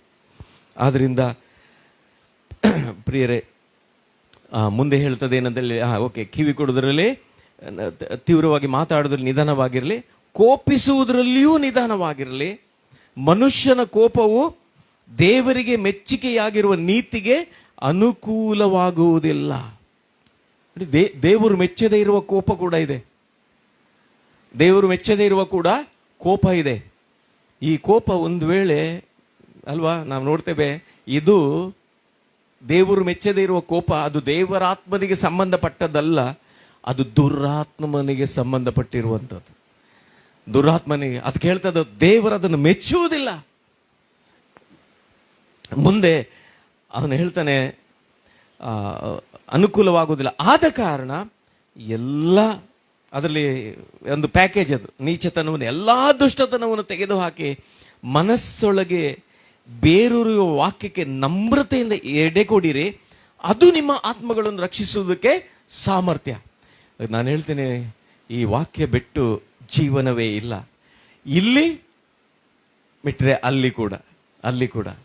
ಆದ್ರಿಂದ ಇಲ್ಲಿ ನಾವು ಒಳ್ಳೆ ಜೀವನ ಮಾಡಬೇಕಾ? ಅಲ್ಲಿ ಅವನು ಹೇಳ್ತಾನೆ ಏನಂತೇಳಿ ಹೇಳಿದ್ರೆ, ಮನಸ್ಸಿನೊಳಗೆ ಬೇರಿರುವ ವಾಕ್ಯಕ್ಕೆ ನಮ್ರತೆಯಿಂದ ಎಡೆಗೊಡಿರಿ. ಯಾಕಂದ್ರೆ ಸಹೋದರ, ನೀವು ಬಲ್ಲವರು, ನಿಮ್ಗೆ ಗೊತ್ತಿದೆ, ವಾಕ್ಯ ಗೊತ್ತಿದೆ. ಆದ್ರಿಂದ ಒಳಗೆ ಇದೆ ಅಲ್ಲ, ಅದಕ್ಕೆ ಅವನು ಹೇಳ್ತಾನೆ, ಅದಕ್ಕೆ ಅದು ಬೇರೂರಿರುವ ವಾಕ್ಯಕ್ಕೆ ನಮ್ರತೆಯಿಂದ ಎಡೆಗೊಡಿರಿ, ಅದು ನಿಮ್ಮ ಆತ್ಮಗಳನ್ನು ರಕ್ಷಿಸುವುದಕ್ಕೆ ಸಾಮರ್ಥ್ಯವುಳ್ಳದಾಗಿದೆ. ಸಾಮರ್ಥ್ಯವಾಗಿರುವುದರಿಂದ ಅವನು ಹೇಳ್ತಾನೆ, ಗಲಾತ್ಯದವರಿಗೆ ಬರೆದ ಪತ್ರಿಕೆ 5ನೇ ಅಧ್ಯಾಯದ 13ನೇ ವಚನದಲ್ಲಿ, 5ನೇ ಅಧ್ಯಾಯದ 13, ಗಲಾತ್ಯ 5:13, ಅಲ್ಲಿ ಹೇಳ್ತದೆ, ಸಹೋದರರೇ, ನೀವು ಸ್ವತಂತ್ರರಾಗಿರಬೇಕೆಂದು ದೇವರು ನಿಮ್ಮನ್ನು ಕರೆದನು. ಆದರೆ ನಿಮಗಿರುವ ಸ್ವಾತಂತ್ರ್ಯವನ್ನು ಶರೀರದಿನ ಸ್ವಭಾವಕ್ಕೆ ಆಸ್ಪದವಾಗಿ ಬಳಸದೆ. ಎಂತ ವಾಕ್ಯ ನೋಡಿಯೋದು. ಸಹೋದರರೇ, ನೀವು ಸ್ವತಂತ್ರರಾಗಿರ್ಬೇಕೆಂದು ದೇವರು ನಿಮ್ಮನ್ನು ಕರೆದನು. ಯಾವುದರಿಂದ? ನಾವು ನೋಡ್ತೇವೆ, ಮೊದಲು ನಾವು ಪಾಪಕ್ಕೆ ದಾಸರಾಗಿದ್ದೆವು ಅಲ್ವಾ, ನಾವು ಶಾಪಕ್ಕೆ ಗುಲಾಮರಾಗಿದ್ದೆವು, ನಾವು ಶರೀರದ ನಮಗೆ ಇಷ್ಟ ಬಂದ ಹಾಗೆ ನಾವು ಜೀವಿಸ್ತಿದ್ದೆವು. ಆದರೆ ಈ ಸುವಾರ್ತೆ ನಮಗೆ ಬಂದಾಗ, ಸುವಾರ್ತೆ ನಮಗೆ ಸಿಕ್ಕಿದಾಗ, ದೇವರು ನಮ್ಮನ್ನು ಏನ್ ಮಾಡಿದ್ದಾನೆ? ನಾವನ್ನು ಸ್ವತಂತ್ರನಾಗಿ ಮಾಡಿದ್ದಾನೆ. ಪಾಪದಿಂದ, ಶಾಪದಿಂದ, ಬಡತನದಿಂದ, ದರಿದ್ರತನದಿಂದ, ಎಲ್ಲ ಈ ಲೋಕದ ಎಲ್ಲ ಸಂಗತಿಗಳಿಂದ, ದುಷ್ಟತನದಿಂದ, ಎಲ್ಲ ನೀಚತನದಿಂದ ದೇವರು ನಮ್ಮನ್ನು ಏನ್ ಮಾಡಿದ್ದಾನೆ? ಸಪ್ರೇಟ್ ಮಾಡಿದ್ದಾನೆ, ಬಿಡುಗಡೆ ಮಾಡಿದ್ದಾನೆ. ಆದ್ರಿಂದ ಅಲ್ಲಿ ಹೇಳ್ತಾನೆ, ಅದಕ್ಕೋಸ್ಕರ ನಿಮ್ಮನ್ನು ಕರೆದಿದ್ದಾನೆ. ಆದರೆ ನಿಮಗಿರುವ ಸ್ವಾತಂತ್ರ್ಯವನ್ನು ಶರೀರದೀನ ಸ್ವಭಾವಕ್ಕೆ ಆಸ್ಪದವಾಗಿ ಬಳಸದೆ. ನೋಡಿ, ಏನಂತೇಳಿ ಹೇಳಿದ್ರೆ, ನಮಗೆ ಸ್ವಾರ್ಥಿಗಳಾಗಿ ಇದನ್ನು ಬಳಸಬಾರ್ದಂತೆ. ದೇವರು ಕೊಟ್ಟಂತ ಸ್ವಾತಂತ್ರ್ಯವನ್ನು ನಮ್ಮ ಸ್ವಾರ್ಥಕ್ಕಾಗಿ ನಾವು ಬಳಸಬಾರದೆಂಬುದಾಗಿ ಅವನು ಎಚ್ಚರಿಕೆ ಕೊಡ್ತಾ ಇದ್ದಾನೆ. ಬಳಸದೆ ಪ್ರೀತಿಯಿಂದ ಒಬ್ಬರಿಗೊಬ್ಬರು ಸೇವೆ ಮಾಡಿರಿ, ಪ್ರೀತಿಯಿಂದ. ಯಾಕಂದ್ರೆ ನಾವಿಲ್ಲಿ ಎಲ್ಲರೂ ಅಲ್ವಾ, ಯಾರು ಸೇವೆ ಮಾಡ್ತಾ ಇದ್ದೇವೆ? ಮನುಷ್ಯನ ಸೇವೆ ಮಾಡ್ತಾ ಇದ್ದೇವೆ ಇಲ್ಲಿ ಅಲ್ವಾ? ಇಲ್ಲಿರುವ ಸಭಾಪಾಲಕರು ಸೇವೆ ಮಾಡ್ಲಿಕ್ಕೆ ಬಂದಿದ್ದೇವೆ ನಾವು? ಇಲ್ಲ, ಸಭಾಪಾಲಕರು ಸೇರಿ ನಾವೆಲ್ಲರೂ ಕರ್ತನ ಸೇವೆ ಮಾಡುವವರಾಗಿದ್ದೇವೆ. ಅಲ್ಲೂಯ್ಯ. ಆದ್ರಿಂದ ಅಲ್ಲಿ ಅವನು ಹೇಳ್ತಾನೆ, ಪ್ರೀತಿಯಿಂದ ಒಬ್ಬರಿಗೊಬ್ಬರು ಸೇವೆ ಮಾಡಿರಿ. ಪ್ರೀತಿ ಮಾತಾಡಿದ್ರಾಗ ನೀವು ಮಾತಾಡಿದಿರಾ? ಅದೇ ಪ್ರೀತಿ. ಪ್ರೀತಿಯಿಂದ ಸೇವೆ ಮಾಡಿರಿ ಎಂಬುದಾಗಿ ದೇವರು ಹೇಳ್ತಾನೆ.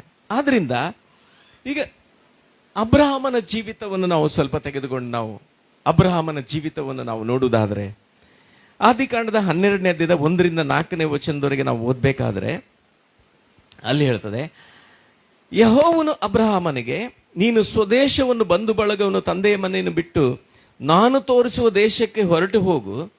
ನಾನು ನಿನ್ನನ್ನು ದೊಡ್ಡ ಜನಾಂಗವಾಗುವಂತೆ ಮಾಡಿ ಆಶೀರ್ವದಿಸಿ ನಿನ್ನ ಹೆಸರನ್ನು ಪ್ರಖ್ಯಾತಿಗೆ ತರುವೆನು. ನೀನು ಆಶೀರ್ವಾದ ನಿಧಿಯಾಗುವೆ. ನಿನ್ನನ್ನು ಹರಸುವವರನ್ನು ಹರಸುವೆನು, ನಿನ್ನನ್ನು ಶಪಿಸುವವರನ್ನು ಶಪಿಸುವೆನು. ನಿನ್ನ ಮೂಲಕ ಭೂಲೋಕದ ಎಲ್ಲಾ ಕುಲದವರಿಗೂ ಆಶೀರ್ವಾದ ಉಂಟಾಗುವುದು ಎಂದು ಹೇಳಿದನು. ಓಕೆ, ಅಬ್ರಹಾಮನಿಗೆ ದೇವರು ಹೇಳಿದ್ರು, ನೀನು ಸ್ವದೇಶವನ್ನು, ನಿನ್ನ ಬಂಧು ಬಳಗವನ್ನು ಬಿಟ್ಟು, ತಂದೆ ಮನೆಯನ್ನು ಬಿಟ್ಟು ನಾನು ತೋರಿಸುವ ದೇಶಕ್ಕೆ ಹೊರಟು ಹೋಗ್ಬೇಕು. ಇವತ್ತು ಅಲ್ವಾ, ಈಗ ನಾವು ಒಂದು ಆತ್ಮಿಕ ಇದರಲ್ಲಿ ನಾವು ಇದನ್ನು ತೆಗೆದುಕೊಳ್ಬೇಕಾದ್ರೆ ಹೇಗೆ? ಅದಕ್ಕೆ ಯೇಸು ಯಹೂದ್ಯರೊಂದಿಗೆ ಮಾತಾಡುವಾಗ ಹೇಳ್ತಾರೆ ಏನಂತ ಹೇಳಿದ್ರೆ, ನಿಮ್ಮ ತಂದೆ ಸೈತಾನ, ಆದ್ರಿಂದಲೇ ನೀವು ವಾಕ್ಯವನ್ನು ಕೇಳ್ತಾ ಇಲ್ಲ, ನೀವು ಕೇಳಿದ್ರು ಅದನ್ನು ನಂಬ್ತಾ ಇಲ್ಲ ಅಂತ ಯಹೂದ್ಯರಿಗೆ ಎಚ್ಚರಿಕೆ ಹೇಳುವುದನ್ನು ನಾವು ನೋಡ್ತೇವೆ. ಅದಕ್ಕೆ ಹಾಗಾಗಿ ಇಲ್ಲಿ ಅಬ್ರಹಾಮನು ತನ್ನ ತಂದೆಯ ಮನೆಯನ್ನು ಬಿಟ್ಟು ಬಂದ ಹಾಗೆ ನಾವು ಕೂಡ ಅಲ್ವಾ, ನಮಗೆ ಯಾರು ತಂದೆ ಆಗಿದ್ದ ಮೊದಲು? ಯಾರು ಅಲ್ವಾ? ಅವನನ್ನು ಬಿಟ್ಟು ಬಂದಿದ್ದೇವೆ. ಮತ್ತೆ ಬಂಧು ಬಳಗ ಕೆಲವು ಸರಿ ಏನಾಗ್ತದೆ, ಇಲ್ಲಿ ಮುಂದೆ ಹೇಳ್ತದೆ ಅದರಲ್ಲಿ ಆ ವಚನದಲ್ಲಿ ಆಶೀರ್ವಾದ ಉಂಟಾಗುವುದು ಎಂದು ಹೇಳಿದನು. ಯೆಹೋವನು ಹೇಳಿದ ಮೇರೆಗೆ ಅಬ್ರಹಾಮನು ಹೊರಟನು, ಲೋಟನೂ ಸಂಗಡ ಹೋದನು. ಕೆಲವು ಸರಿ ಬಂಧುಗಳು ಅಲ್ವಾ, ಅಲ್ಲಿ ಬಂಧುಗಳು ವಾಕ್ಯದಲ್ಲಿ ನೋಡ್ಬೋದು. ಯಾರು ಬಂಧುಗಳು? ಹೊಟ್ಟೆ ಕಿಚ್ಚಿರ್ಬೋದು, ಪಕ್ಷಭೇದ ಇರ್ಬೋದು ಅಲ್ವಾ, ಅವಿಧೇಯತೆ ಇರ್ಬೋದು, ಇದೆಲ್ಲ ಬಂಧುಗಳು. ಇಲ್ಲಿ ಲೋಟ ಕೂಡ ಒಟ್ಟಿಗೆ ಬಂದ ನಂತರ ಮುಂದೆ ನಾವು ನೋಡ್ತೇವೆ ಏನಂತೇಳಿ ಹೇಳಿದ್ರೆ, ಅಲ್ಲಿ 13 ವಚನ ಹೇಳ್ತದೆ, ದೇವರು ಎಷ್ಟು ನಂಬಿಕಸ್ಥನಂತೇಳಿ ಹೇಳಿದ್ರೆ, ಅಬ್ರಹಾಮನು ಬಹು ಐಶ್ವರ್ಯವಂತನಾಗಿದ್ದನು, ಅವನಿಗೆ ಪಶುಗಳು ಬೆಳ್ಳಿ ಬಂಗಾರವು ಇದ್ದವು. ಆಮೇಲೆ 5ನೇ ವಚನ ಹೇಳ್ತೇವೆ, ಅವನ ಜೊತೆಯಲ್ಲಿದ್ದ ಲೋಟನಿಗೂ ಕುರಿದನ ಗುಡಾರಗಳಿದ್ದವು. ಹಾಗಾಗಿ ಅಬ್ರಹಾಮನ ಜೊತೆಗೆ ಬಂದ ಲೋಟ, ಆದರೆ ಅಬ್ರಹಾಮನ ನಿಮಿತ್ತ ಲೋಟನು ಕೂಡ ಆಶೀರ್ವದಿಸಲ್ಪಟ್ಟಿದ್ದಾನೆ. ಆಶೀರ್ವದಿಸಲ್ಪಟ್ಟ ನಂತರ ನಾವು 6ನೇ ವಚನಕ್ಕೆ ಬಂದು ನೋಡುವಾಗ ಅಲ್ಲಿ ಹೇಳ್ತದೆ, ಆ ಸ್ಥಳವು ಅವರಿಬ್ಬರ ಜೀವನಕ್ಕೆ ಸಾಲದೆ ಹೋಯಿತು. ಅವರಿಬ್ಬರ ಆಸ್ತಿ ಬಹಳವಾದದಿಂದ ಒಂದೇ ಸ್ಥಳದಲ್ಲಿ ವಾಸವಾಗಿರುವುದು ಅಸಾಧ್ಯವಾಯಿತು. 7ನೇ ವಚನ ಹೇಳ್ತದೆ, ಇದರಿಂದ ಅಬ್ರಹಾಮನ ದನ ಕಾಯುವವರಿಗೂ ಲೋಟನ ದನ ಕಾಯುವವರಿಗೂ ಜಗಳ ಹುಟ್ಟಿತು. ಇದಲ್ಲದೆ ಕಾನಾನ್ಯರು, ಪೆರಿಜ್ಜೀರು ಆ ಕಾಲದಲ್ಲಿ ದೇಶದೊಳಗಿದ್ರು. ಅನೇಕ ಸಾರಿ ಇಲ್ಲಿ ನಾವು ನೋಡ್ತೇವೆ ಅಲ್ವಾ, ಕೆಲವು ಸರಿ ಕೆಲವರಿಗೆ ಸುವಾರ್ತೆ ಕೊಡುವಾಗ ಅವ್ರು ಹೇಳ್ತಾರೆ, ಅವ್ರು ನಂಬಿ ಬರ್ಲಿಕ್ಕೆ ಕಷ್ಟ, ಅವರು ಸರಿ ಇದ್ರೆ ನೋಡಿ ಮೊದಲು, ಅವರೊಳಗೆ ಎಷ್ಟು ಜಗಳ ಉಂಟು ನೋಡಿ ಮೊದಲು. ಯಾಕಂದ್ರೆ ಇದನ್ನೆಲ್ಲ ಆಚೆ ಈಚೆ ಇದ್ದವ್ರು ನೋಡ್ತಾರೆ. ಹಾಗಾಗಿ ಎಂತ ಸಾಕ್ಷಿ ಕೆಲವ್ರದ್ದು ಅಂತೇಳಿ ಹೇಳಿದ್ರೆ ಈ ರೀತಿ ಸುವಾರ್ತೆ ಹೇಳುವಾಗ ಅವ್ರು ನಂಬಿಕೊಂಡು ಹೋಗಿದಾರಲ್ಲ, ನೋಡಿ ಅವರೊಳಗೆ ಹೇಗೆ ಉಂಟು ಅಂತ ಕೆಲವರು ಮಾತಾಡುವುದನ್ನು ನಾನು ಕೇಳಿದ್ದೇನೆ. ಅದಕ್ಕೆ ನಾನು ಒಂದು ಹೇಳ್ತೇನೆ ಅಂತ ಹೇಳಿದ್ರೆ, ನಿಮ್ಗೆ ಶಿಲುಬೆಗೇರಿದ ಅವರಲ್ಲ, ನಿಮ್ಗೆ ಶಿಲುಬೆಗೇರಿದ ಕ್ರಿಸ್ತನು. ಹಲ್ಲೆಲೂಯಾ. ನಿಮಗೆ ಶಿಲುಬೆಗೇರಿದ ಕ್ರಿಸ್ತನು, ನನಗೆ ಶಿಲುಬೆಗೇರಿದ ಕ್ರಿಸ್ತನು.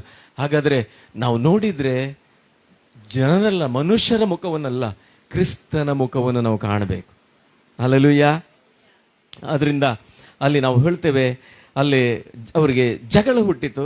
ಅದರ ನಂತರ ನಾವು ನೋಡ್ತೇವೆ, ಹೀಗಿರಲು ಅಬ್ರಹಾಮನ ಲೋಟನಿಗೆ, ನನಗೂ ನಿನಗೂ, ನನ್ನ ದನ ಕಾಯುವವರೆಗೂ ನಿನ್ನ ದನ ಕಾಯುವವರು ಜಗಳವಿರಬಾರ್ದು, ನಾವು ಸಹೋದರರಲ್ಲವೇ, ದೇಶವೆಲ್ಲ ನಿನ್ನೆದುರಿಗೆ ಇದೆ, ದಯವಿಟ್ಟು ನನ್ನನ್ನು ಬಿಟ್ಟು ಪ್ರತ್ಯೇಕ ಹೋಗು. ನೀನು ಎಡಗಡೆಗೆ ಹೋದ್ರೆ ನಾನು ಬಲಗಡೆಗೆ ಹೋಗುವೆನು, ನೀನು ಬಲಗಡೆಗೆ ಹೋದ್ರೆ ನಾನು ಎಡಗಡೆಗೆ ಹೋಗುವೆನು ಎಂದು ಹೇಳಿದನು. ಹಾಗಾಗಿ ಇಲ್ಲಿ ನಾವು ನೋಡ್ತೇವೆ, ಈಗ ಅಬ್ರಹಾಮನ ಚಾಯ್ಸ್ ತೆಗೆದುಕೊಳ್ತಾ ಇಲ್ಲ, ಚಾಯ್ಸ್ ಲೋಟನಿಗೆ ಕೊಡ್ತಾ ಇದ್ದಾನೆ. ನೋಡಿ, ಯಾಕಂತೇಳಿ ಹೇಳಿದ್ರೆ ನಮ್ಮೊಳಗೆ ಇಂಥ ಸಂಗತಿಗಳು ಇರಬಾರ್ದು. ಹಾಗಾಗಿ ನೀನೇನ್ ಮಾಡು, ನಿನ್ನ ದಾರಿ ನೀನು ನೋಡು. ನಿಂದಾರಿ ನೀನು ನೋಡು ಅಂತ ಚಾಯ್ಸ್ ಕೊಟ್ಬಿಡ್ತಾನೆ. ಲೋಟನಿಗೆ ಚಾಯ್ಸ್. ಆದರೆ ಹಾಗಾದ್ರೆ ಈ ಅಬ್ರಹಾಮನಲ್ಲಿ ಎಂಥ ಒಂದು ದೀನತೆಯನ್ನು ನಾವು ನೋಡ್ತಾ ಇದ್ದೇವೆ. ಅಬ್ರಹಾಮನಿಗೆ ಗೊತ್ತಾಯ್ತು, ನಾನು ತಪ್ಪು ಮಾಡಿದ್ದೇನೆ, ತಂದೆಯ ಮನೆಯನ್ನು ಬಂಧು ಬಳಗವನ್ನು ಬಿಟ್ಟು ಬರ್ಬೇಕಂತೇಳಿ ಹೇಳಿದ್ರೆ ಒಂದು ಹಿಡ್ಕೊಂಡು ಬಂದಿದ್ದಾನೆ. ಅದು ಒಂದಿದ್ರೆ ಸಾಕು ದೊಡ್ಡ ಸಮಸ್ಯೆ. ಅದು ನಮ್ಮ ಜೀವಿತದಲ್ಲಿ ಆ ಲೋಟ ಯಾವುದು ಎಂಬುದಾಗಿ ನಾವು ಪರೀಕ್ಷೆ ಮಾಡಿಕೊಳ್ಬೇಕು. ನಮ್ಮ ಜೀವಿತದಲ್ಲಿ ಆ ಲೋಟ ಯಾವುದು? ಒಂದು ವೇಳೆ ಅದೇ ನಾನು ಹೇಳಿದ್ದೆ ಅಲ್ವಾ, ಇರ್ಬೋದು. ಅಥವಾ ಇನ್ನಿತರ ಬೇರೆ ಸಂಗತಿಗಳಿರ್ಬೋದು, ದೇವರ ವಾಕ್ಯಕ್ಕೆ ವಿರುದ್ಧವಾದ ಸಂಗತಿಗಳಿರ್ಬೋದು. ಹಾಗಾಗಿ ನಾನು ನಾವು ಪರೀಕ್ಷೆ ಮಾಡಿಕೊಳ್ಳುವ. ಹಾಗಾಗಿ ಇಲ್ಲಿ ಚಾಯ್ಸ್ ಯಾರಿಗೆ ಕೊಡ್ತಾನಂತೇಳಿ ಹೇಳಿದರೆ, ಲೋಟನಿಗೆ ಕೊಟ್ಟಾಗ ಅಲ್ಲಿ 13ನೇದ 11ನೇ ವಚನ ಹೇಳ್ತದೆ, ಆದುದರಿಂದ ಲೋಟನು ಯೋರ್ದಾನ್ ಹೊಳೆಯ ಸುತ್ತಣ ಪ್ರದೇಶವನ್ನು ಆದುಕೊಂಡು ಮೂಡನ ಕಡೆಗೆ ಹೊರಟನು. ಹೀಗೆ ಅವರಿಬ್ಬರು ಪ್ರತ್ಯೇಕವಾದರು.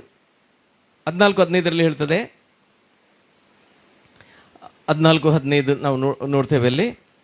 ಓಕೆ, ಅಲ್ಲಿ ಲೋಟನು ಕೂಡ ಕಣ್ಣೆತ್ತಿ ನೋಡ್ತಾನೆ. ಲೋಟ ಕಣ್ಣೆತ್ತಿ ನೋಡುವಾಗ ಅವನಿಗೆ ಒಳ್ಳೆ ಹಸಿರು ಇರುವಂಥದ್ದೆಲ್ಲ ಕಾಣ್ತದೆ, ಒಳ್ಳೆ ನೀರಾವರಿ. ಅದನ್ನು ಆರಿಸ್ಕೊಂಡು ಅವನು ಹೋಗ್ತಾನೆ. ಅದರ ನಂತರ ಲೋಟನು ಅಬ್ರಹಾಮನ ಬಿಟ್ಟು ಬೇರೆ ಆದ ನಂತರ ಯೆಹೋವನು ಅಬ್ರಹಾಮನಿಗೆ, ಯಾವಾಗ ಯೆಹೋವನು ಅಬ್ರಹಾಮನಿಗೆ ಲೋಟ ಬೇರೆ ಆದ ನಂತರ. ಆದರೆ 12ನೇ ಅಧ್ಯಾಯದ 1ನೇ ವಚನದಲ್ಲಿ ಮಾತಾಡಿದ ದೇವರು ಲೋಟ ಬೇರೆ ಆಗುವವರೆಗೂ ದೇವರ ಸ್ವರ ಅಬ್ರಹಾಮ ಕೇಳಲಿಲ್ಲ. ಹಾಗಾಗಿ ಈ ಲೋಟ ಜೊತೆಯಲ್ಲಿ ಇಲ್ಲುವವರೆಗೂ ನಾನು ಹೇಳ್ತೇನೆ ಏನಂತ ಹೇಳಿದ್ರೆ, ಎಷ್ಟು ಹೇಳಿದ್ರು ಅಲ್ವಾ, ನೋಡ್ತೇವೆ ಸ್ವರ ಕೇಳುವುದಿಲ್ಲ. ಯಾವಾಗ ಲೋಟ ನಿನ್ನ ಜೀವಿತವನ್ನು ಬಿಟ್ಟು ಹೋಗ್ತಾನೋ ಆಗ ದೇವರ ಸ್ವರವನ್ನು ನಾವು ಕೇಳ್ತೇವೆ. ಹಾಗಾಗಿ ಅಲ್ಲಿ ನಾವು ನೋಡ್ತೇವೆ, ಈಗ ದೇವರು ಅಬ್ರಹಾಮನಿಗೆ ಮಾತಾಡ್ತಾರೆ ಏನಂತೇಳಿ ಹೇಳಿದ್ರೆ, ಲೋಟನು ಅಬ್ರಹಾಮನು ಬಿಟ್ಟು ಬೇರೆ ಆದ ನಂತರ ಯೆಹೋವನು ಅಬ್ರಹಾಮನಿಗೆ, ನೀನಿರುವ ಸ್ಥಳದಿಂದ ದಕ್ಷಿಣೋತ್ತರ ಪೂರ್ವ ಪಶ್ಚಿಮಗಳಿಗೆ ಕಣ್ಣೆತ್ತಿ ನೋಡು, ನೀನು ನೋಡುವ ಈ ದೇಶವನ್ನೆಲ್ಲ ನಿನಗೂ ನಿನ್ನ ಸಂತತಿಗೂ ಶಾಶ್ವತವಾಗಿ ಕೊಡುವೆನು. ಹಾಗಾದ್ರೆ ಇಲ್ಲಿ ನಾವು ನೋಡ್ತೇವೆ, ಲೋಟ ಹೇಗೆ ನೋಡಿದ? ಅವನ ಒಂದು ಮಾಂಸದ ಕಣ್ಣಿನಿಂದ ಅವನು ನೋಡಿದ, ಶಾರೀರಿಕವಾದ ಒಂದು ಕಣ್ಣಿನಿಂದ ನೋಡಿ ಚಾಯ್ಸ್ ಮಾಡಿದ. ಆದರೆ ಅಬ್ರಹಾಮನು ತನ್ನ ಶಾರೀರಿಕ ಕಣ್ಣಿನಿಂದ ಅಲ್ಲ, ದೇವರು ಏನ್ ನೋಡ್ಲಿಕ್ಕೆ ಹೇಳಿದ್ನೋ ಅದನ್ನು ಅಬ್ರಹಾಮ ನೋಡಿದ. ಹಲ್ಲೆಲೂಯಾ. ನಿನ್ನ ಜೀವಿತ ಇವತ್ತು ಹೇಗೆ? ನಾನು ಅದಕ್ಕೆ ಅನೇಕ ಸರಿ ಯವನಸ್ಥ ಮಕ್ಕಳಿಗೆ ಹೇಳ್ತೇನೆ, ಲೋಟ ಮಾಡಿದ ಚಾಯ್ಸ್ ನೀವು ಮಾಡಬೇಡ್ರಿ. ನಿಮ್ಮ ಕಣ್ಣಿನಿಂದ ನೀವು ಚಾಯ್ಸ್ ಮಾಡಬೇಡಿ. ದೇವರು ನೋಡ್ಲಿಕ್ಕೆ ಹೇಳ್ತಾನೆ, ಅದನ್ನು ನೀವು ಮಾಡಿದ್ರೆ ನಿಮ್ಮ ಲೈಫ್ ಸಕ್ಸಸ್ಫುಲ್. ಹಲ್ಲೆಲೂಯಾ. ನಿಮ್ಮ ಲೈಫ್ ಏನಾಗ್ತದೆ? Successful life. ಯಾಕಂದ್ರೆ ಅದು ದೇವರು ತೋರಿಸಿರುವುದನ್ನು ನಾವು ನೋಡ್ತಾ ಇದ್ದೇವೆ. ಯಾಕಂದ್ರೆ ಲೋಟನ ಜೀವಿತದಲ್ಲಿ ನಾವು ನೋಡ್ತೇವೆ, ಅವನು ಫೇಲ್ ಆದ. ಆದ್ರಿಂದ ಇಲ್ಲಿ ಮುಂದೆ ನಾವು ನೋಡ್ತೇವೆ ಹೇಗಂತೇಳಿ ಹೇಳಿದ್ರೆ, ದೇವರು ಹೇಳ್ತಾನೆ, ನೀನು ನೋಡುವ ಈ ದೇಶವನ್ನೆಲ್ಲ. ಹಾಗಾದ್ರೆ ನನಗೆ ಆತ್ಮಿಕ ಮಂಡಲಕ್ಕೆ ಏನಿಲ್ಲ ಅಂತೇಳಿ ಹೇಳಿದ್ರೆ ಡಿಸ್ಟೆನ್ಸ್ ಇಲ್ಲಂತೆ. ಹಾಗಾದ್ರೆ ಅಬ್ರಹಾಮನ ಆ ಕಣ್ಣಿಗೆ ಅಥವಾ ಆ ಮನೋನೇತ್ರ ಓಪನ್ ಆದಾಗ ಇಡೀ ದೇಶ ಹೇಗೆ ಝೂಮ್ ಹಾಕಿ ಕಾಣುತ್ತೋ ನನಗೆ ಗೊತ್ತಿಲ್ಲ. ಇಡೀ ದೇಶವನ್ನು ಅಬ್ರಹಾಮನ್ ನೋಡಿದ್ದಾನೆ. ದೇವರ ಎಲ್ಲವನ್ನು ತೋರಿಸಿ ದೇವರು ಹೇಳ್ತಾನೆ, ಇದನ್ನು ನಿನ್ನ ಸಂತತಿಗೆ ನಾನು ಕೊಡ್ತೇನೆ ಅಂತ ಅಲ್ಲಿ ವಾಗ್ದಾನ ಮಾಡಿದ್ದನ್ನು ನಾವು ನೋಡ್ತೇವೆ. ಮತ್ತೆ ಅಲ್ಲಿ ಹೇಳ್ತದೆ 13:17-18, ನೀನೆದ್ದು ಈ ದೇಶದ ಎಲ್ಲಾ ಕಡೆಗಳಲ್ಲಿ ತಿರುಗಾಡು, ಇದನ್ನು ನಿನಗೆ ಕೊಡುವೆನೆಂದು ಹೇಳಿದನು. ತರುವಾಯ ಅಬ್ರಹಾಮನು ಅಲ್ಲಿಂದ ಹೊರಟು ಅಲ್ಲಲ್ಲಿ ಗುಡಾರ ಹಾಕಿಸಿಕೊಳ್ಳುತ್ತಾ ಹೆಬ್ರೋನಿನ ಮಮ್ರೆ ತೋಪಿಗೆ ಬಂದು ಅಲ್ಲಿ ವಾಸ ಮಾಡಿಕೊಂಡು ಯೆಹೋವನಿಗೆ ಯಜ್ಞವೇದಿಯನ್ನು ಕಟ್ಟಿಸಿದನು. ಹಾಗಾದ್ರೆ ಇಲ್ಲಿ ನಾನು ನೋಡ್ತೇನೆ, ಅಬ್ರಹಾಮ ಕಿಂಗ್ಡಮ್ ಬಿಲ್ಡರ್. ಅಬ್ರಹಾಮ ಯಾರು? Kingdom builder. ಅವನು ಹೋದಲ್ಲೆಲ್ಲ ದೇವರು ಅವನನ್ನು ಆಶೀರ್ವದಿಸಿದ್ದಾರೆ. ದೇವರು ಅವನಿಗೆ ಬೇಕಾದದನ್ನೆಲ್ಲ ಕೊಟ್ಟಿದ್ದಾರೆ. ಅಬ್ರಹಾಮನಿಗೆ ಗೊತ್ತು, ಈ ಆಶೀರ್ವಾದ ನನಗೆ ಯಾಕೆ ಅಂತೇಳಿ ಹೇಳಿದ್ರೆ, ಇದು ದೇವರ ರಾಜ್ಯವನ್ನು ಕಟ್ಟುವುದಕ್ಕೋಸ್ಕರ. ಹಲ್ಲೆಲೂಯಾ. ಅಬ್ರಹಾಮನು ಏನ್ ಮಾಡಿದಾನೆ? ಅಲ್ಲಲ್ಲಿ ಆತನು ಯಜ್ಞವೇದಿಗಳನ್ನು ಕಟ್ಟುವುದನ್ನು ನಾವು ನೋಡ್ತೇವೆ ಎಲ್ಲಾ ಕಡೆಗಳಲ್ಲಿ. ಆದ್ರಿಂದ ಅಬ್ರಹಾಮನು ಒಂದು ರೀತಿಯಲ್ಲಿ ನೋಡುವಾಗ ಅವನು ಕಿಂಗ್ಡಮ್ ಬಿಲ್ಡರ್ ಆಗಿರುವುದನ್ನು ಇಲ್ಲಿ ನಾವು ನೋಡ್ತಾ ಇದ್ದೇವೆ. ಆದ್ರಿಂದ ಅದಕ್ಕೋಸ್ಕರ ಯಾಕೋಬ 3:18 ಹೇಳ್ತದೆ, ಸಮಾಧಾನ ಪಡಿಸುವವರು ಸಮಾಧಾನವೆಂಬ ಬೀಜವನ್ನು ಬಿತ್ತಿ ನೀತಿ ಎಂಬ ಫಲವನ್ನು ಕೊಯ್ತಾರೆ. ಇದು ಅಬ್ರಹಾಮನಲ್ಲಿ ನಾವು ನೋಡ್ತಾ ಇದ್ದೇವೆ. ಅಬ್ರಹಾಮ ಸಮಾಧಾನದಿಂದ ಲೋಟನಿಗೆ ಹೇಳಿದ, ಸಮಾಧಾನದಿಂದ ಹೇಳಿರುವುದರಿಂದ ಇವತ್ತು ನಾವು ನೋಡ್ತೇವೆ ಅಬ್ರಹಾಮ ನಂಬಿಕೆಗೆ ಅಲ್ವಾ, ನಂಬಿಕೆಯ ತಂದೆ ಎಂಬುದಾಗಿ ಆತನು ಕರೆಯಲ್ಪಟ್ಟಿದ್ದಾನೆ. ಹಾಗಾಗಿ ಮುಂದೆ ನಾವು ನೋಡ್ತೇವೆ ಈ ಅಬ್ರಹಾಮನ ಕುರಿತು ಇಬ್ರಿಯರಿಗೆ ಬರೆದ ಪತ್ರಿಕೆ 11ನೇ ಅಧ್ಯಾಯ ಅಲ್ಲಿ 8 ಮತ್ತು 9ನೇ ವಚನದಲ್ಲಿ ನಾವು ಓದುವಾಗ ಅಲ್ಲಿ ಹೇಳ್ತದೆ, ನಂಬಿಕೆಯಿಂದಲೇ ಅಬ್ರಹಾಮನು ಕರೆಯಲ್ಪಟ್ಟ ಕೂಡಲೇ ಕರೆದಾತನ ಮಾತನ್ನು ಕೇಳಿ ಬಾಧ್ಯವಾಗಿ ಹೊಂದಬೇಕಾಗಿದ್ದ ಸ್ಥಳಕ್ಕೆ ಹೊರಟು ಹೋದನು. ತಾನು ಹೋಗಬೇಕಾದ ಸ್ಥಳವು ಯಾವುದೆಂದು ತಿಳಿಯದೆ ಹೊರಟನು. ನಂಬಿಕೆಯಿಂದಲೇ ಅವನು ವಾಗ್ದಾತ ದೇಶಕ್ಕೆ ಬಂದಾಗ ಅಲ್ಲಿ ಅನ್ಯ ದೇಶದಲ್ಲಿ ಇದ್ದವನಂತೆ ಡೇರೆಗಳಲ್ಲಿ ಇದ್ದುಕೊಂಡು ಪ್ರವಾಸಿಯಾಗಿ ಬದುಕಿದನು. ಅದೇ ವಾಗ್ದಾನಕ್ಕೆ ಸಹಬಾಧ್ಯರಾಗಿದ್ದ ಈಸಾಕನು ಯಾಕೋಬನು ಅವರಂತೆ ಡೇರೆಗಳಲ್ಲಿ ವಾಸಿಸಿದರು. ಒಂದು ಅಲ್ಲಿ ಹೇಳ್ತದೆ, ಅವನು ಹೇಗೆ ಹೋದ? ನಂಬಿಕೆಯಿಂದಲೇ ಹೊರಟು ಹೋದನು ಮತ್ತು ನಂಬಿಕೆಯಿಂದಲೇ ಬದುಕಿದನು. ಈ ವಾಕ್ಯದಲ್ಲಿ ನಾವು ನೋಡ್ತೇವೆ, ನಂಬಿಕೆಯಿಂದಲೇ ಹೊರಟು ಹೋಗಿದ್ದಾನೆ ಮತ್ತು ನಂಬಿಕೆಯಿಂದಲೇ ಬದುಕಿದನು ಎಂಬುದಾಗಿ ಅಬ್ರಹಾಮನು.